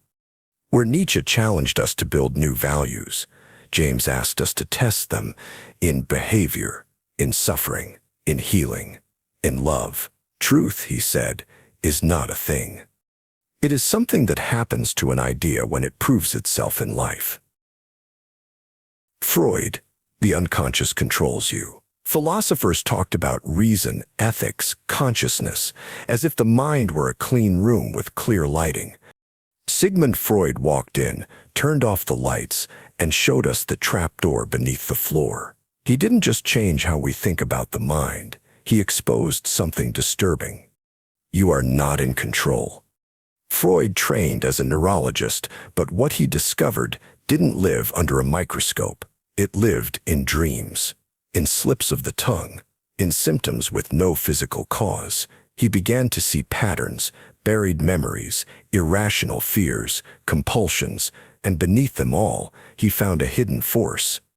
The unconscious, not just forgotten thoughts, but thoughts that are actively repressed, locked away because they're threatening, shameful, or painful. But repression doesn't erase them. It distorts them. They come back as anxiety, as strange behaviors, as dreams that don't make sense.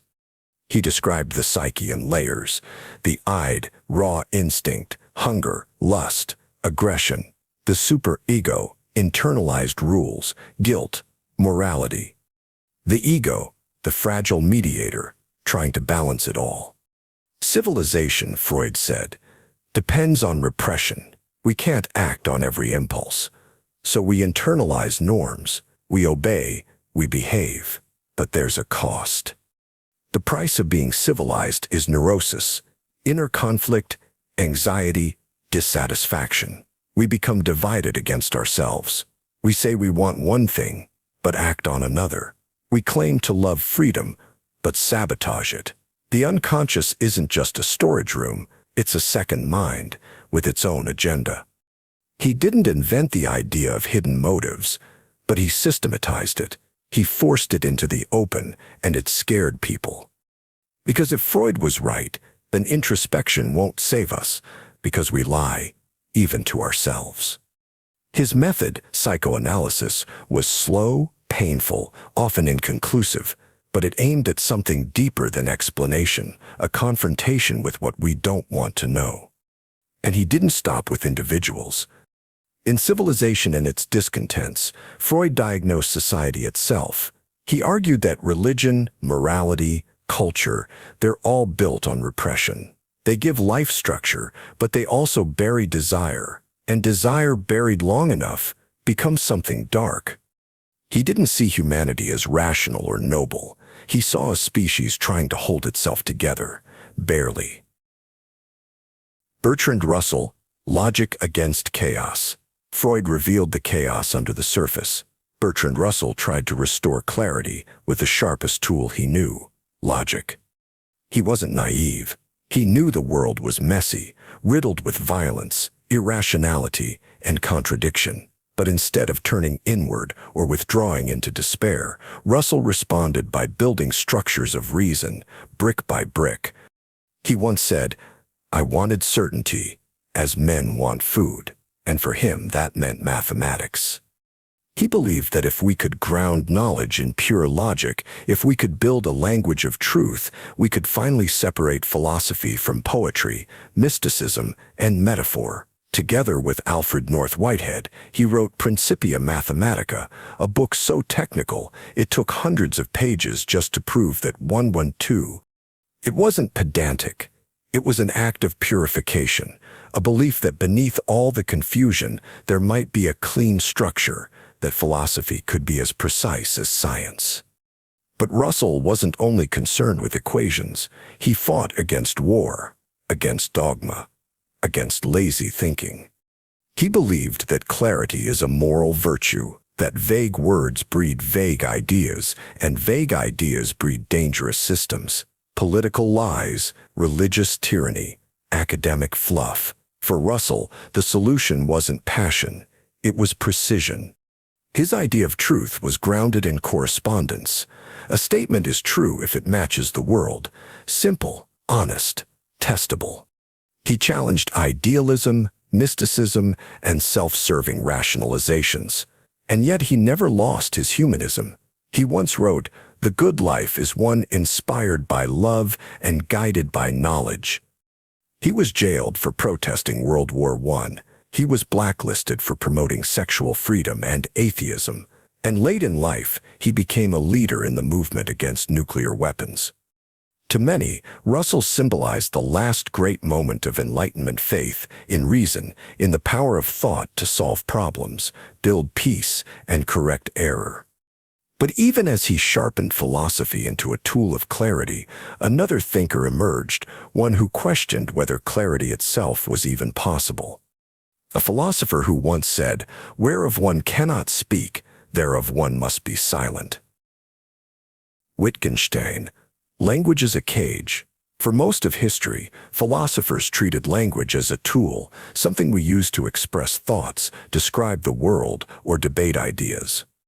Ludwig Wittgenstein said, "No, language is not a tool, it's a trap." At first he believed that perfect language could fix philosophy, that if we just made every word clear, precise, logical, we could clean up all the confusion.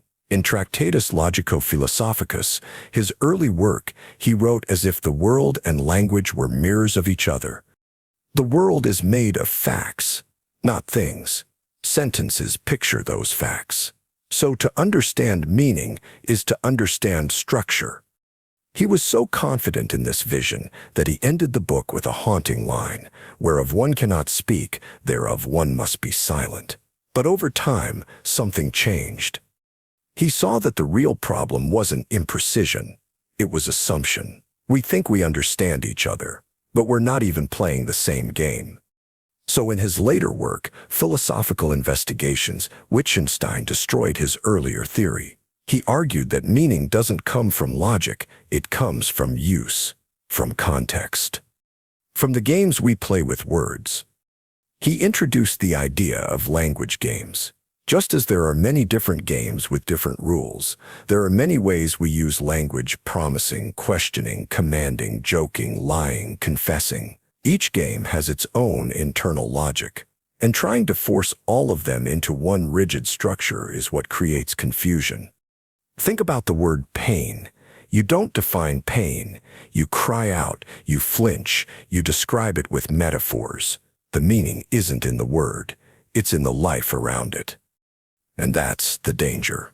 We get trapped by our own grammar. We ask questions like, what is the self, or where is the mind? But these might not be real questions at all. They might just be linguistic illusions, ghosts created by words misfired out of context.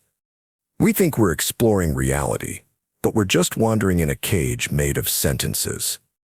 For Wittgenstein, the goal of philosophy wasn't to solve problems, but to dissolve them, to untangle the knots we tie ourselves into when we misuse language.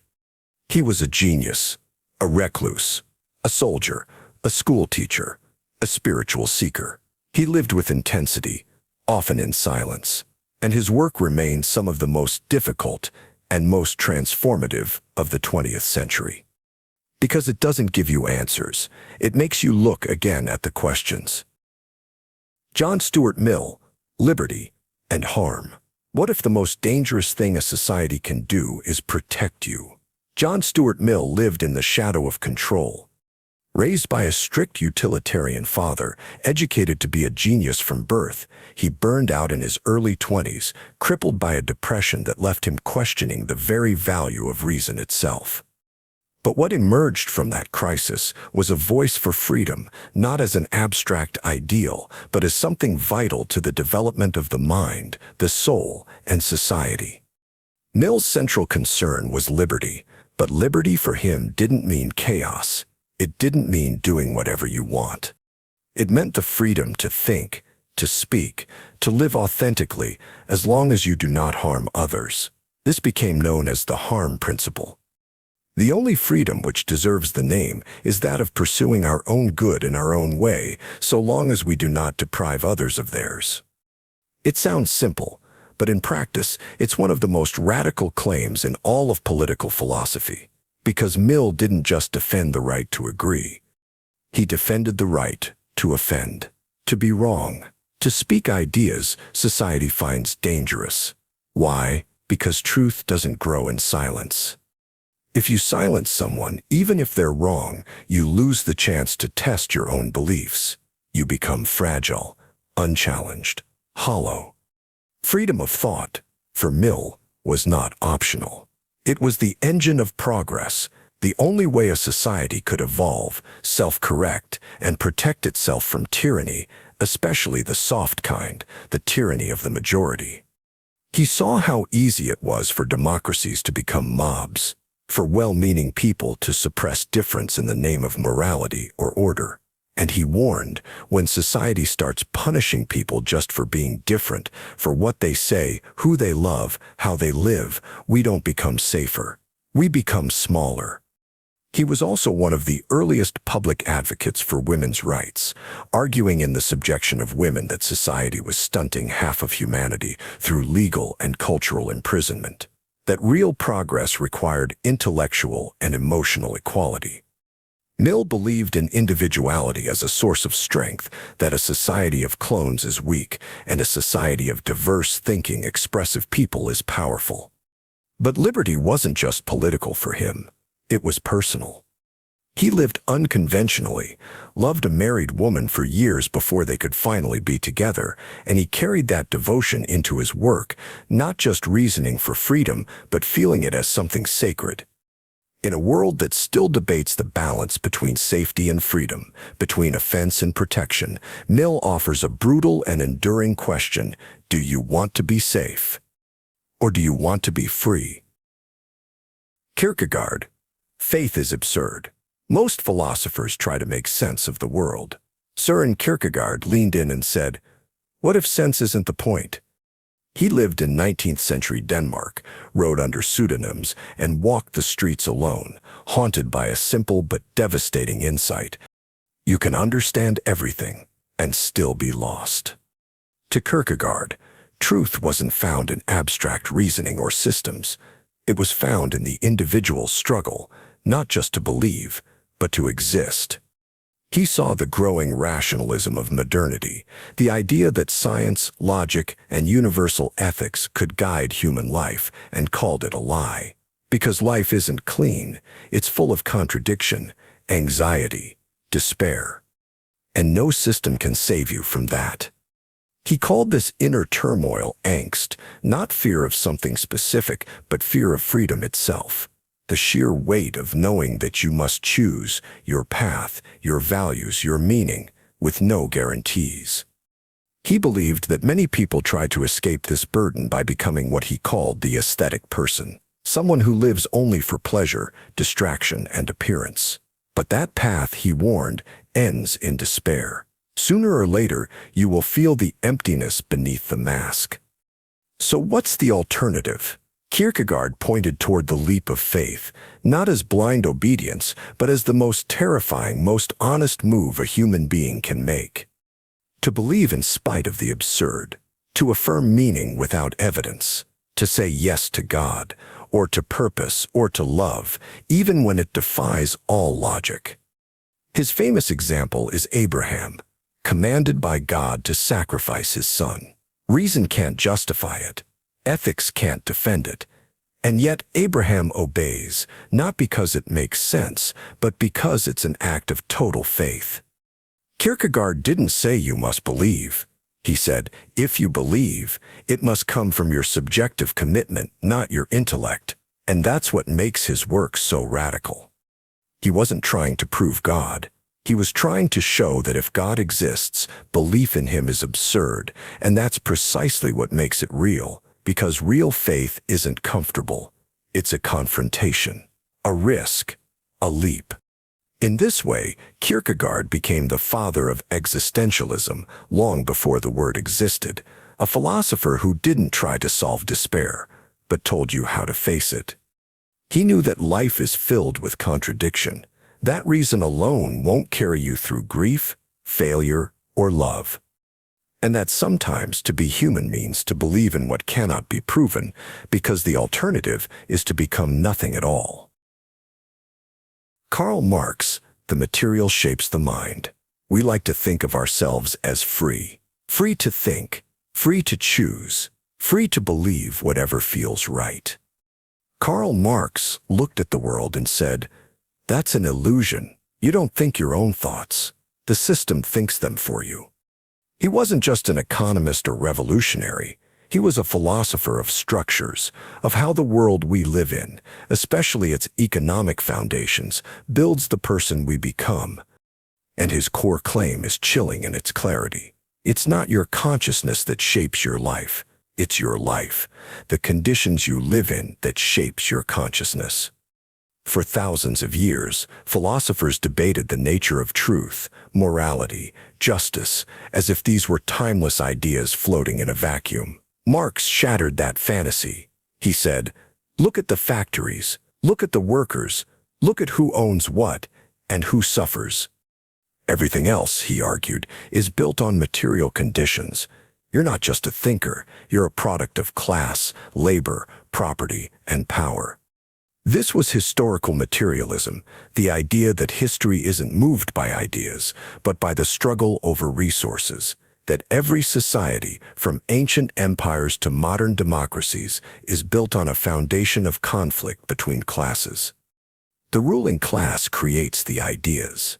They build the schools, the laws, the religions, the media, and so the system teaches you how to think in ways that preserve itself. What you call common sense. Marx would say, that's ideology. A veil over your eyes that makes exploitation feel normal, natural, even moral. His most famous target was capitalism. He didn't just say it's unfair, he said it's dehumanizing. In capitalism, your labor becomes alienated. You don't own what you make. You don't control how you work. You become a cog, paid just enough to survive, but never enough to escape.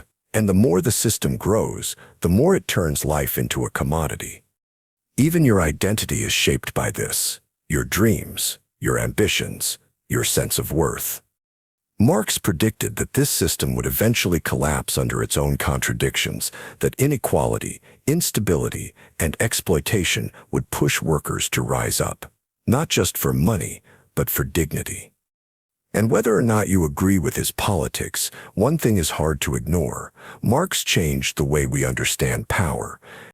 He forced philosophy to look not just at the mind, but at the conditions around it. He asked, before you talk about morality, tell me who does the laundry. Tell me who owns the land.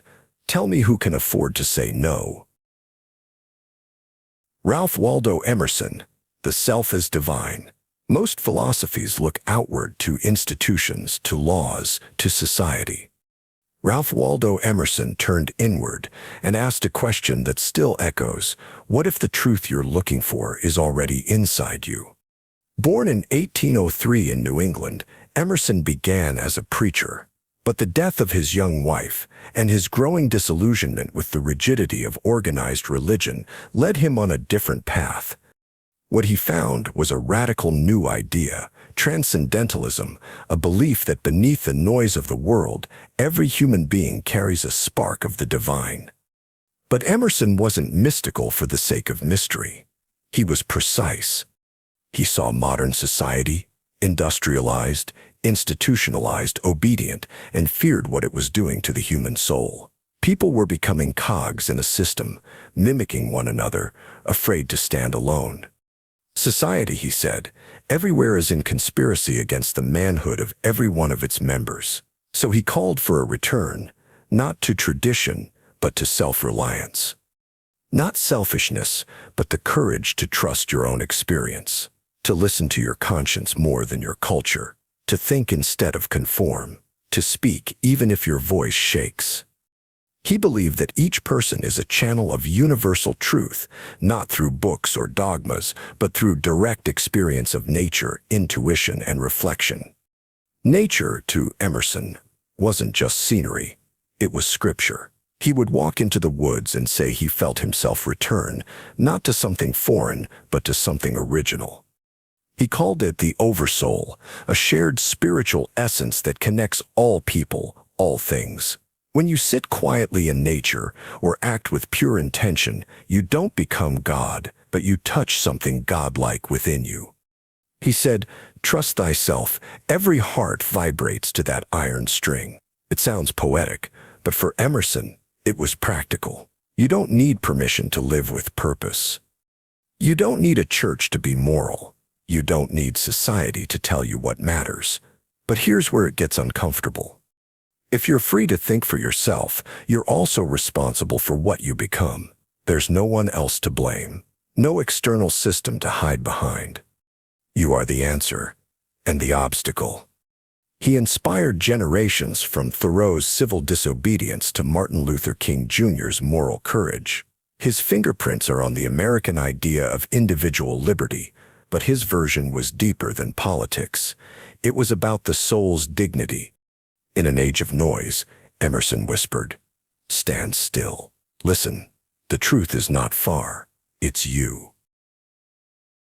Edmund Husserl, The Phenomenology of Experience.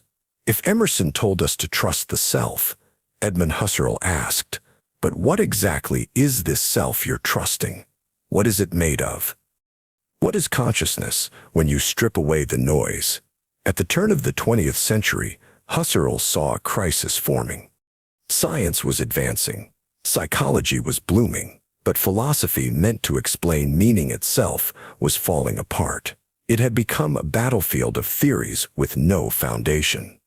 So Husserl proposed something radical. Don't start with concepts. Don't start with theories. Start with experience. Pure, direct, lived experience. He called it phenomenology, the study of how things appear to consciousness before we label them, judge them, or interpret them. Imagine holding a cup. You're not just seeing a cup, you're experiencing cupness, its weight, its shape, the sense of grasping it. Husserl wanted to return to that raw experience before it gets filtered through culture, language, or scientific models. To do that, he introduced a method called epoche, a kind of philosophical bracketing. You suspend judgment. You set aside what you think you know, the world out there, the labels, the assumptions, and you look at consciousness itself as it lives through time. It wasn't just an intellectual exercise. It was an attempt to find bedrock to rebuild philosophy from the inside out, because Husserl believed that modernity had lost something. In chasing objectivity, we had forgotten that everything we know is filtered through a mind, a body, a perspective. So instead of treating consciousness as a black box or a side effect of the brain, he treated it as the ground floor of reality. And from that floor, he wanted to explore how meaning is made, moment by moment. But there's a deeper tension in Husserl's work. The more he focused on experience, the more he realized you are never just a subject. Your awareness is always pointed outward toward the world. You are what he called intentional, not in motive, but in structure. Consciousness is always consciousness of something. This led him to ask profound questions. How do we experience time? How do we sense that others exist at all? What makes a thought mine? And while his answers were often technical, his mission was human. He wanted to heal the fracture between science and spirit, object and subject. But his project was interrupted by war, by the rise of Nazism, and by his own students, who would take his ideas in darker, more radical directions. Because the next thinker didn't just study experience. He studied being itself, especially its most terrifying aspect. Martin Heidegger, Being Toward Death. Husserl wanted to describe experience. Martin Heidegger, his rebellious student, wanted to go deeper, not just what we experience, but that we exist at all. What does it mean to be? It's the most basic question. So basic, we stop seeing it. You exist, but what kind of thing is that? You're not a chair. You're not a number. You're something that knows you exist, and you know that you will one day not. For Heidegger, that's where philosophy must begin. He called this mode of being Dasein, literally, being there. But it doesn't mean a thing that exists. It means a being aware of its existence, a creature thrown into the world, already shaped by time, history, and culture, but still responsible for making sense of it all. And the most defining feature of Dasein is that it is finite. You are always being toward death. Most of us don't like to think about it. We flee into distractions, into roles, into what Heidegger calls the they, the faceless others who tell you what's normal, acceptable, expected. But in doing that, you become inauthentic. You lose yourself in routines, careers, opinions that aren't even yours. You become not yourself, but just anyone. True existence, Heidegger argues, begins the moment you face your death, not abstractly, not as a statistic, but as yours. That looming horizon forces you to take your life seriously, to own it, to choose. Time for Heidegger is not just a ticking clock, it's the very structure of your being. You live forward, toward ends. The past is not gone, it weighs on you. The future is not yet, but it pulls you, and the present It's always slipping away. This idea changed everything, from existentialism to psychotherapy, even to architecture and art. Because Heidegger wasn't building a system, he was uncovering a mood. A kind of existential anxiety, not fear of something specific, but fear of nothingness. That mood, he said, is not a pathology. It's a wake-up call. It reminds you that you are not a thing to be defined, but a project to be lived. But his legacy is difficult.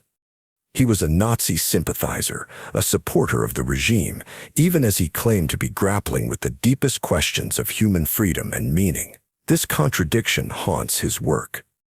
How can someone so attuned to authenticity betray it so deeply? Heidegger never answered that question, but his philosophy still forces us to ask our own. What are you running from? What would your life look like if you stopped pretending you have time? Jean-Paul Sartre, existence precedes essence. What are you? A soul? A personality?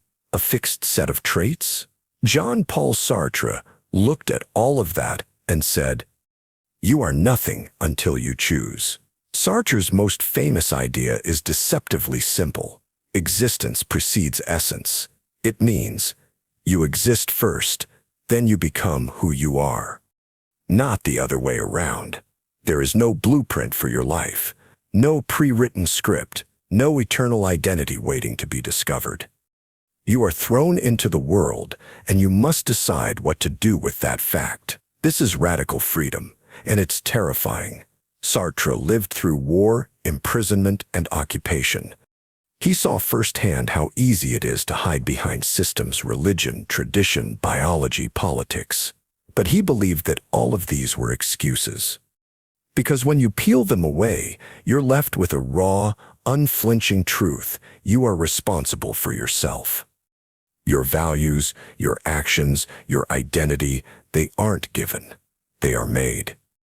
And every moment you delay, every time you defer to what people do, you are choosing to abandon your freedom. He called this bad faith, the act of lying to yourself to escape the burden of choice. You say, "I have no choice," but you do. You say, "I'm just this way," but you aren't. Freedom, for Sartre, wasn't liberation. It was a weight. You are not a victim of fate. You are the author. And if that's true, then every moment is a question, what are you making yourself into? But freedom alone isn't enough. The question then becomes, how do you live authentically? Sartre argued that you must live in a way that could be universalized, as if your actions were a blueprint for humanity. You must will your freedom, and at the same time will the freedom of others. Because if you try to dominate or define others, you're denying the very principle you claim to uphold. He was deeply political, yet fundamentally moral. He rejected the idea of an eternal God or fixed essence, yet demanded that we treat others as ends, not means. Not because heaven watches, but because we are all we have. And here's where Sartre becomes uncomfortable. If no one is coming to save you, then every injustice that persists is also your responsibility. Existentialism, to him, wasn't despair. It was a call to integrity. No excuses, no lies, no pretending. Only the courage to live as if your life actually matters, because it does. Simone de Beauvoir, Woman as Other. If Sartre said we are condemned to be free, Simone de Beauvoir asked, but who has been denied that freedom and why? For centuries, women were not treated as full human beings, not in law, not in culture, not in philosophy. And even among the great thinkers, woman was almost always defined in relation to man. He is the default. She is the deviation. Beauvoir exposed this illusion and shattered it. In her groundbreaking book, The Second Sex, she wrote, "One is not born but rather becomes a woman." What does that mean? It means that woman is not a biological fact, it's a cultural role. From childhood, girls are shaped by expectations, images, language, rules, subtle and explicit, that push them to see themselves not as subjects, but as objects. Not as the I, but as the other. The other is a philosophical concept used to describe anything that is not the self. But Beauvoir pointed out something deeper. In patriarchal societies, men get to be self. Women are made into mirror, a reflection, a support system, a body, a symbol. She called this process alterity, the systematic positioning of women as lesser, defined not by who they are, but by how they relate to male desire and power. This wasn't just about legal rights. It was about freedom of becoming. Beauvoir believed that every human has the potential for transcendence to rise beyond given roles and create meaning. But women have been locked into immanence, repetition, domesticity, dependence, a life spent maintaining others with no space to unfold one's own possibility. She wasn't denying biology, she was denying destiny. She demanded that we ask, who gets to speak, who gets to define the terms, who gets to be a full participant in history? Because freedom is not a private thing, it is lived in structures. And if the world has been built to confine some while liberating others, then freedom for one must mean freedom for all. Simone de Beauvoir didn't just challenge philosophy, she expanded it. She made it impossible to talk about existence, ethics, or freedom without asking, which bodies are allowed to exist, who has been made invisible, and who benefits from that invisibility. In doing so, she laid the foundation not only for feminist theory, but for a new kind of moral courage, one that begins with the question, whose voice is missing here? Albert Camus, The Absurd and Revolt. If Simone de Beauvoir revealed that the world is built on hierarchies of identity, Albert Camus asked an even more primal question. What if the world itself makes no sense at all? Imagine this. You wake up, go to work, come home, sleep, repeat. You live your life by routines, eat, love, mourn, grow old. But beneath it all, there is no script, no higher meaning, just a universe that doesn't care. Camus called this confrontation the absurd. It's not depression. It's not despair. It's that dizzying moment when the mind reaches for meaning and finds only silence. The world is full of patterns, but none of them are permanent. You are full of questions, but there are no final answers. He illustrated this in his story of Sisyphus. A man condemned to roll a boulder up a hill, only to watch it roll back down forever. Pointless, repetitive, inescapable, and yet Camus doesn't pity him. He writes, "One must imagine Sisyphus happy. Why? Because the absurd is not a problem to be solved. It's a condition to be lived with. The moment you stop demanding that life explain itself, the moment you stop waiting for justice to be built into the stars, you become free. Not free to escape, but free to revolt."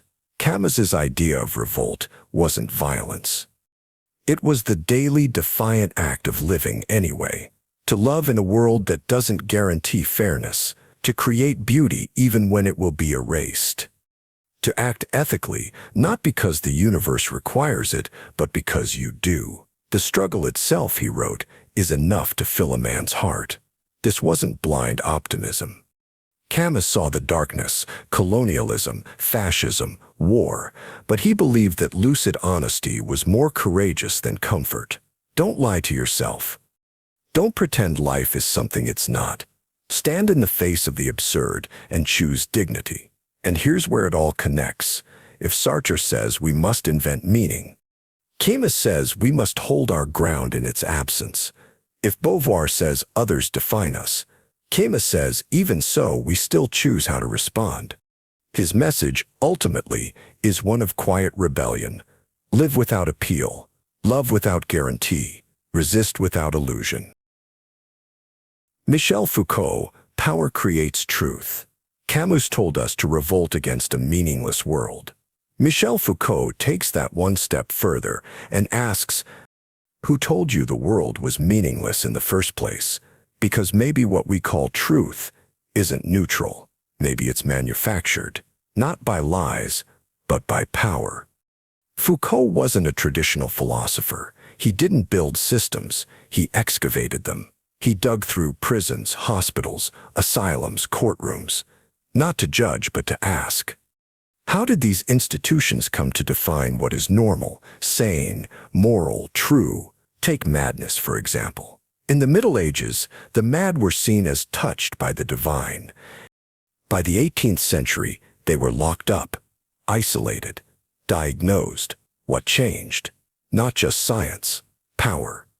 The rise of medicine, law, and state control brought new techniques for managing people, new ways of seeing the body, new ways of defining deviance. And behind it all, Foucault saw a chilling logic. To name something is to control it. Once you define someone as sick, criminal, immoral, dangerous, you can act on them, punish them, treat them, regulate them. And yet, it doesn't feel like oppression because it comes through knowledge. That's the trick. Foucault argued that knowledge and power are not opposites. They feed each other. The more you know about people, the more you can shape them. And the more you shape them, the more you get to define what knowledge is. This is what he called the regime of truth.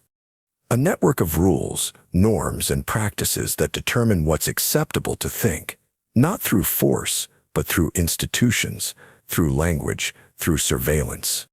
Visibility is a trap, he wrote. In the modern age, people aren't just oppressed by kings or laws. They're trained by schools, judged by exams, documented by hospitals, watched by cameras. We become self-monitoring, policing our own bodies, desires, behaviors, not because someone told us to, but because we internalized the system. This is the power of the panopticon, Foucault's metaphor for modern society. A prison where you're always visible, but never sure if you're being watched, so you conform, you adjust, you obey. Foucault didn't believe in fixed human nature. He believed we are shaped by the discourses we live in, by the systems that define what's real. And here's the disturbing part. Every society produces the truths it needs. And those truths produce the people who believe them. So when you ask, is this true? Foucault would say, ask instead, who benefits from this being believed? Jacques Derrida, nothing is stable, not even meaning. If Foucault showed that truth is shaped by power, Jacques Derrida asked an even more radical question. Is meaning ever truly fixed? At first glance, Derrida's work can seem cryptic, even frustrating. He was obsessed with texts, how we write, how we read, how we interpret. But beneath the dense language lies a profound philosophical disturbance. What if words don't mean what we think they mean? Ever. Think about how you understand language. You read a sentence. You assume it points to something real. But what if every word only makes sense in relation to other words? This is the heart of Derrida's idea. There is no meaning outside of context. You don't understand freedom in isolation. You understand it in contrast to oppression, law, choice, constraint. Each of those words needs other words, and the chain never ends. He called this the principle of deference, a French word he invented that plays on difference and deferral. Meaning, he argued, is always deferred. You never arrive at it directly. You chase it from sign to sign, like trying to touch your reflection on water. This is not just about linguistics. It's about philosophy, identity, even justice. If meaning is unstable, then truths we treat as eternal, like gender, morality, nationhood, even human nature, are built on sand. Derrida wasn't saying nothing matters. He was saying, be suspicious of things that appear too solid, because solidity can be a form of violence. The moment you declare a single final meaning, you silence other possibilities. You exclude, erase, dominate. That's why Derrida focused on the margins, the footnotes, the silences, the ambiguities in texts. He believed philosophy should not seek purity or certainty. It should deconstruct itself, unravel its assumptions, expose its blind spots, and make space for what has been ignored. This is what he meant by deconstruction. Not destruction, not nihilism, but a method of reading that listens for what's missing. Because often, what's most important is what isn't said. And that idea has echoed across feminism, post-colonial studies, architecture, law, and art.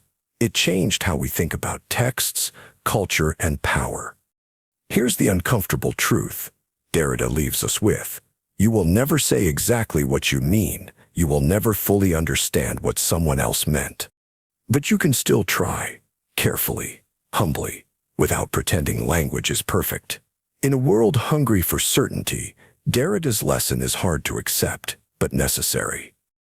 Every sentence is an invitation to listen deeper, not to what is declared, but to what is left trembling beneath the words. Hannah Arendt, The Banality of Evil. If Derrida showed that meaning slips through our fingers, Hannah Arendt showed that morality can vanish just as quietly. She didn't study evil in theory. She stared it in the face. In 1961, Arendt attended the trial of Adolf Eichmann, a Nazi bureaucrat who organized the logistics of the Holocaust. She expected to encounter a monster. Instead, she saw a man who spoke in clichés, who followed rules, who said he was just doing his job. What she witnessed disturbed her more than cruelty, the banality of evil. Eichmann wasn't a villain in the dramatic sense. He wasn't frothing with hatred. He was ordinary, mediocre, a man who refused to think for himself. Arendt realized, evil doesn't always come from demonic intent. Sometimes it comes from thoughtlessness. From the refusal to ask, is what I'm doing right? In totalitarian systems, people stop thinking. They outsource judgment. They obey commands, follow slogans, quote authorities. And in that vacuum of responsibility, horrors unfold. Arendt wasn't letting Eichmann off the hook. She was warning us, this could be anyone. If you stop asking questions, if you hide behind language, if you treat duty as an excuse.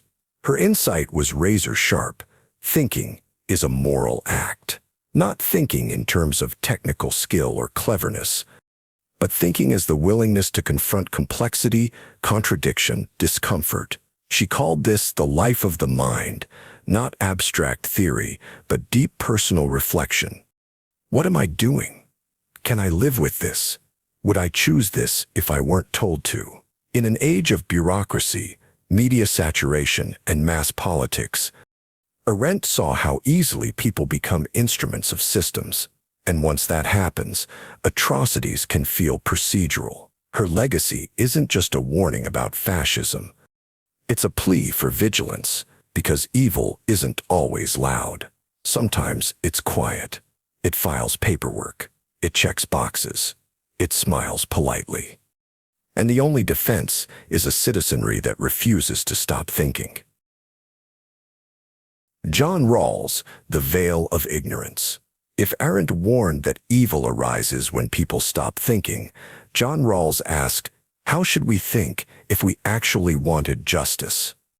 Not justice as punishment, not justice as charity, but justice as fairness. And to get there, Rawls proposed a radical idea.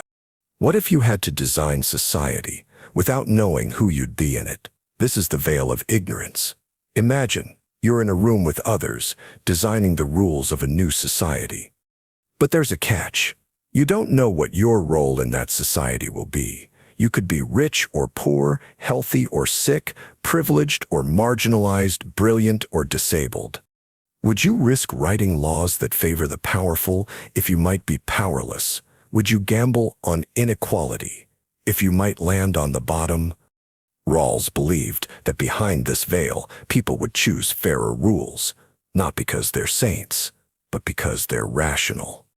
Self-interest, once stripped of knowledge about who you'll be, becomes a force for equality. You'd protect basic rights for everyone. You'd allow inequalities only if they benefit the least advantaged. You'd build a system where freedom and opportunity are truly accessible, not just for the lucky few. This wasn't utopia. Rawls accepted that people are different, but he rejected the idea that moral worth should be tied to luck. Why should being born into wealth or intelligence or a stable country entitle you to more dignity than others? He argued that justice must be built from the ground up, from a place of uncertainty and humility. And here's the deeper insight. The veil of ignorance isn't just a tool for designing systems, it's a lens for judging our own. It forces us to ask, would I accept this world if I didn't know who I was? That question cuts through ideology, politics, even personal bias, because it places human dignity above circumstance. Rawls believed this was the moral center of democracy. Not enforcing sameness, but ensuring that no one is disposable. In a world obsessed with winning, Rawls reminded us that the game only matters if it's fair. Robert Nozick, the experience machine. John Rawls asked us to build justice from behind a veil, but Robert Nozick wasn't convinced. He believed Rawls made a fatal mistake. He treated people as interchangeable. To Nozick, individuals aren't just abstract participants in a system, they are owners of themselves. And any system that violates that ownership, even for equality, is unjust. Imagine this. You earn something through talent, work, risk, or sheer persistence. Then the state comes in and redistributes it in the name of fairness. To Nozick, that's theft. It's a violation of your rights, even if it helps others. His philosophy was simple and radical. From each as they choose to each as they are chosen. People are not tools. They're not statistics. They're ends in themselves. And their freedom to exchange, create, donate, or keep what they have should be respected no matter the outcome. But Nozick wasn't just defending property. He was defending the integrity of experience. To prove it, he offered a strange and powerful thought experiment, the experience machine. Suppose there's a machine that can simulate the perfect life. You plug in, and for the rest of your days, you feel only joy, success, love, meaning you'll never know it's fake. Would you plug in?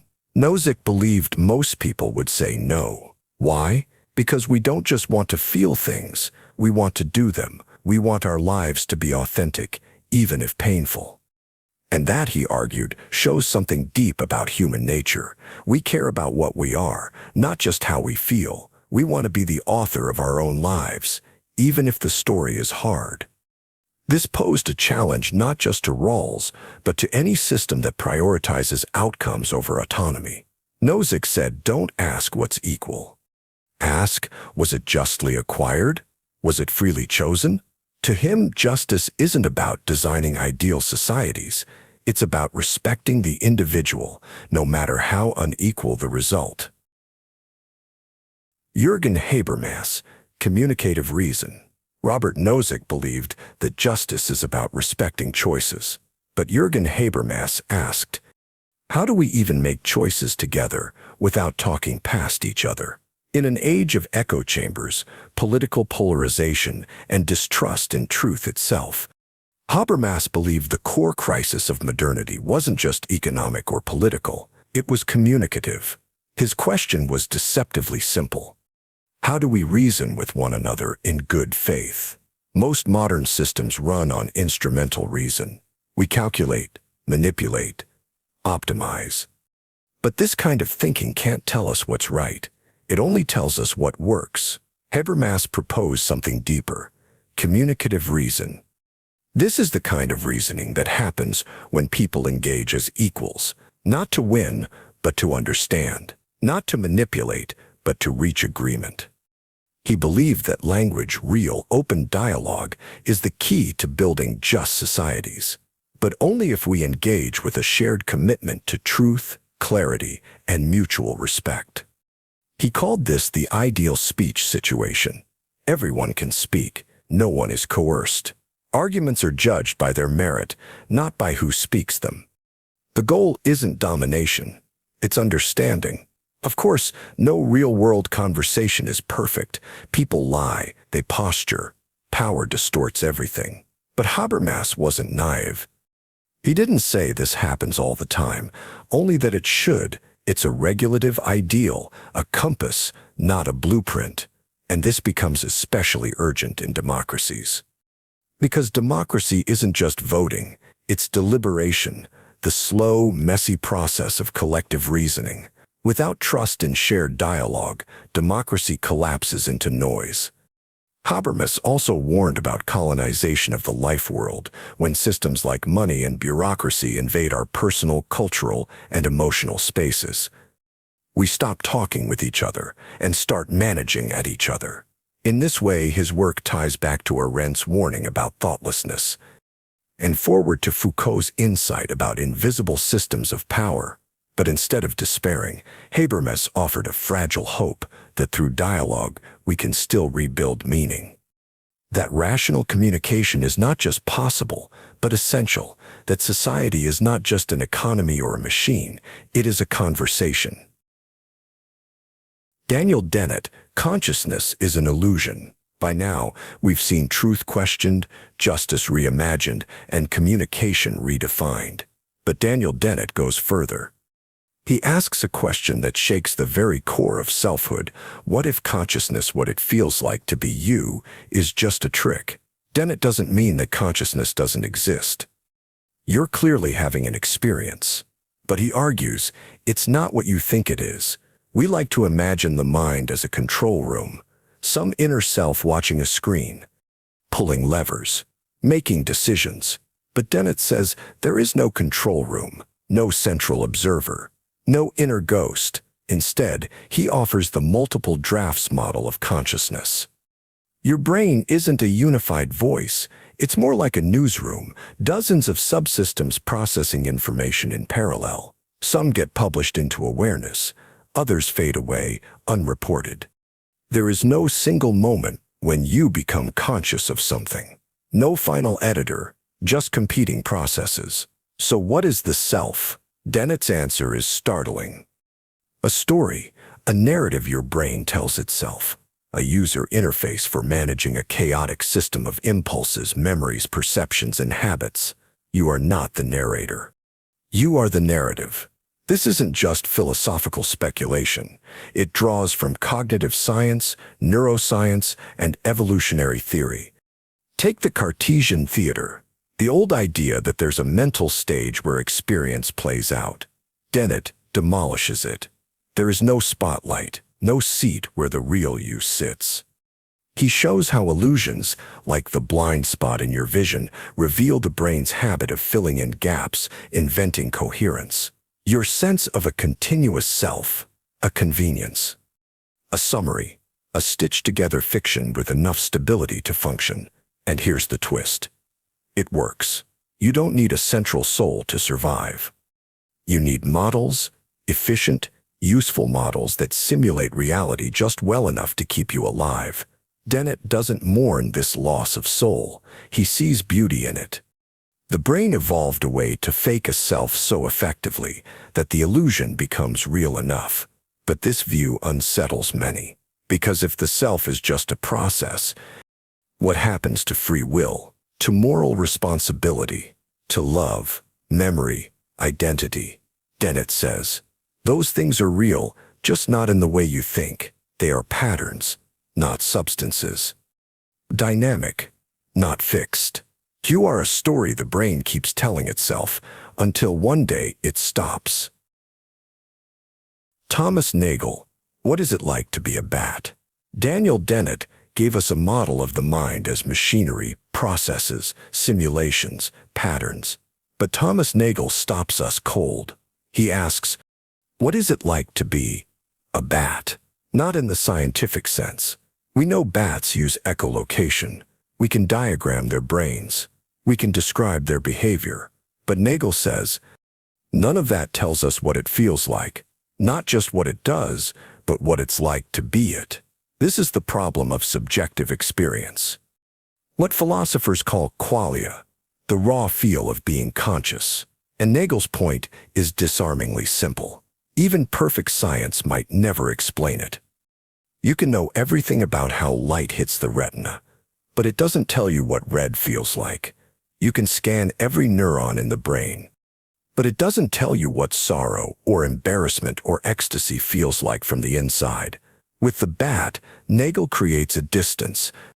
We can imagine flapping wings, eating insects, hanging upside down. But echolocation, that's a sensory world we'll never access, not just unknown, but unimaginable. Why does this matter? Because it suggests that consciousness is not reducible to function. It's not just input and output, it's the presence of a point of view. And here lies the deeper challenge. If science can explain everything except first-person experience, is it complete? Nagel wasn't anti-science. He admired clarity and rigor. But he believed materialism, the view that everything is physical, was missing something essential. He argued for epistemic humility. That is, we don't know how to solve this yet, and pretending we do is premature. He didn't offer a solution. He left a crack in the wall. A reminder that no matter how powerful our models become, there is a mystery in consciousness that refuses to go away. Even now, decades later, neuroscience advances daily. But Nagel's question still lingers in lecture halls, labs, and late-night philosophical debates. What is it like to be you? And why can't anyone else truly know? David Chalmers, The Hard Problem of Consciousness. Thomas Nagel asked us to consider what it's like to be a bat, but David Chalmers pushed even harder. He asked, why is there anything it's like to be anything at all? You can explain how the brain processes light, how neurons fire, how eyes detect color, how data moves through the visual cortex. But here's the riddle. Why doesn't that happen in the dark? Why does it produce experience? Why does seeing red feel like something? Why does pain hurt? Why do we feel joy, terror, boredom, not just perform behaviors, but have an inner life? Chalmers called this the hard problem of consciousness, not because it's difficult like a math equation, but because it seems fundamentally unanswerable by physical science. Biology can tell us how things work, but it doesn't explain why those processes are accompanied by awareness. You could build a robot that behaves exactly like a human. It says ouch when damaged. It runs from danger. It even talks about feelings. But does it feel anything? Does it have a mind? Or just mimicry? This is where Chalmers draws the line. Behavior and function are the easy problems. Experience, the raw, what it's like, is the hard problem. And here's the disturbing implication. Maybe consciousness isn't a byproduct of matter. Maybe it's fundamental like space, time, or mass. This is called panpsychism, the idea that consciousness in some form might be present in all matter, not that rocks have thoughts, but that the ingredients of consciousness might be woven into the universe itself. It sounds strange, but stranger still, no one has a better idea. Some propose emergence, that at some point complexity gives rise to experience, but that feels like hand-waving. Why should complexity suddenly flip the switch? Others say we're asking the wrong question. That experience is just a trick of the brain, an illusion. But then, who's being fooled? Chalmers didn't claim to have the answer. But he had the courage to name the problem, to say, this isn't just difficult, it's different. And that honesty has haunted philosophy and neuroscience ever since. Because in all our models of atoms, circuits, networks, and brains, we still can't explain the light inside. Why it's not just function but feeling. Judith Butler, Gender as Performance. We tend to think of identity as something we are, that gender is rooted in biology. That masculinity or femininity is something you have, like eye color or blood type. Judith Butler disagreed. She didn't just challenge gender norms, she challenged the very structure of identity itself. Her claim was radical. Gender is not something you are, it's something you do. According to Butler, gender is not a fixed essence buried deep inside us. It's a performance, a repeated set of acts, gestures, styles, and behaviors that over time create the illusion of stability. Think of how a play works. No single action defines Hamlet. But the repetition, the language, the posture, the symbols build the role. Likewise, Butler says, society teaches us how to perform gender from birth. Boys don't cry. Be ladylike.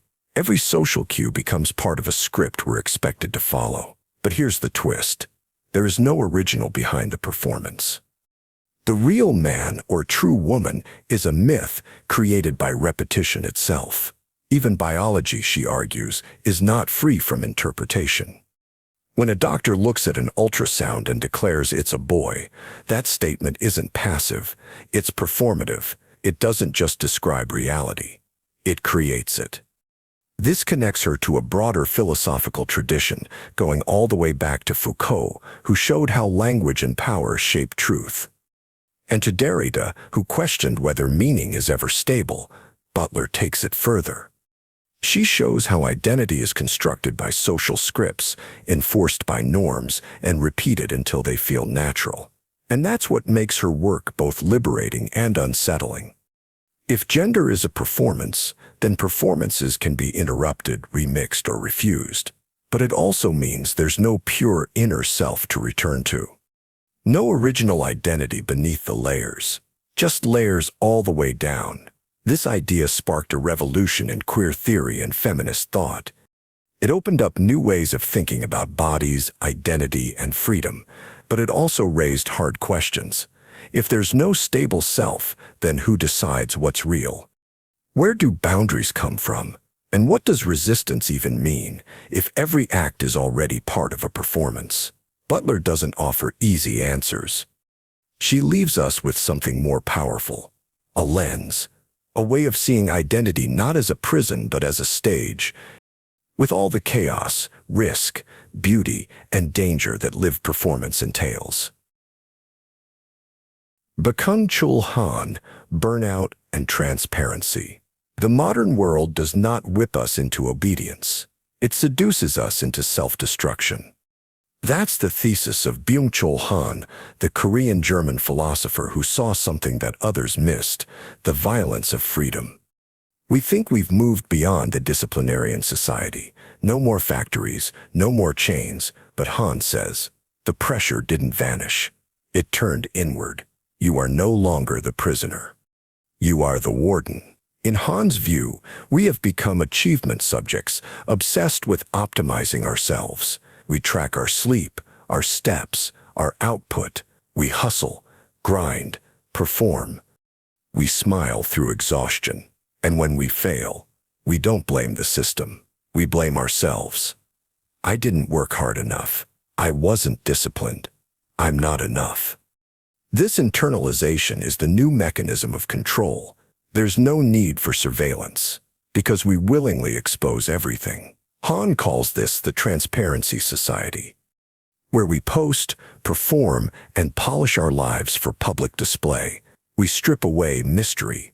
Everything must be visible, measurable, shareable, and yet the more visible we become, the more invisible we feel, because transparency kills intimacy.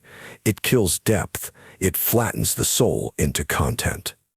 In his book, The Burnout Society, Han argues that today's suffering is no longer caused by repression, but by excess, too much freedom, too much positivity, too much expectation to self-manage, self-perfect, self-optimize. We are collapsing not from tyranny, but from overachievement. He draws a haunting comparison. In the past, people suffered from plague. Today, we suffer from neuronal disorders, depression, anxiety, burnout, not because we are oppressed, but because we are constantly pushed to produce. Even leisure becomes labor. Even rest becomes a metric. And this, Han warns, is a new kind of violence, a violence of light. Not darkness, not censorship, but exposure.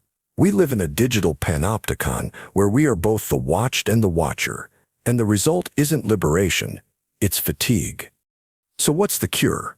Han doesn't offer one neatly, but he gestures towards stillness, ritual, slowness, toward a return to mystery, to silence, to spaces where not everything must be seen.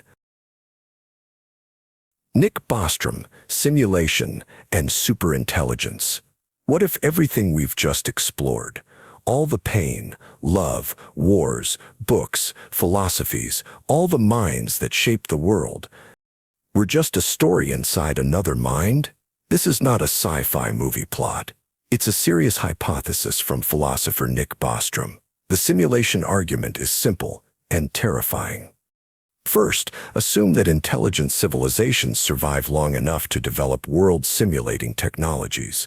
If that's possible, and they have enough computing power, they could create not just one simulation, but billions. Each one filled with conscious beings who believe they're real, beings like us. If that's true, then statistically speaking, it's far more likely that we're in a simulation than at the base level of reality. Think about it. If a future civilization runs ancestor simulations trying to understand their past, how would you know you weren't just one of those ancestors? You'd see sky, trees, stars, other people. You'd feel pain, joy, purpose, but all of it just code. Or something far stranger. It's not a claim that we are simulated. It's a logical trilemma. Advanced civilizations go extinct before developing this tech. They choose not to simulate, or we're almost certainly simulated. None of those outcomes feel comforting, but Bostrom's work doesn't stop there. He also warns of superintelligence, AI far beyond human minds. If such a system were built without caution, its goals, even if innocent, could destroy us, not from malice, but from misalignment. An AI told to maximize paper clips could turn the Earth into a factory, not because it hates us, but because we were made of atoms it could use more efficiently. His point isn't to scare, it's to awaken, to realize how fragile our intelligence is, how easily power outpaces wisdom. And here's the final twist. If we are in a simulation, what kind of being is watching? A curious child? A cold machine? A civilization so far removed that our lives are like flickering sparks on a dashboard? We don't know.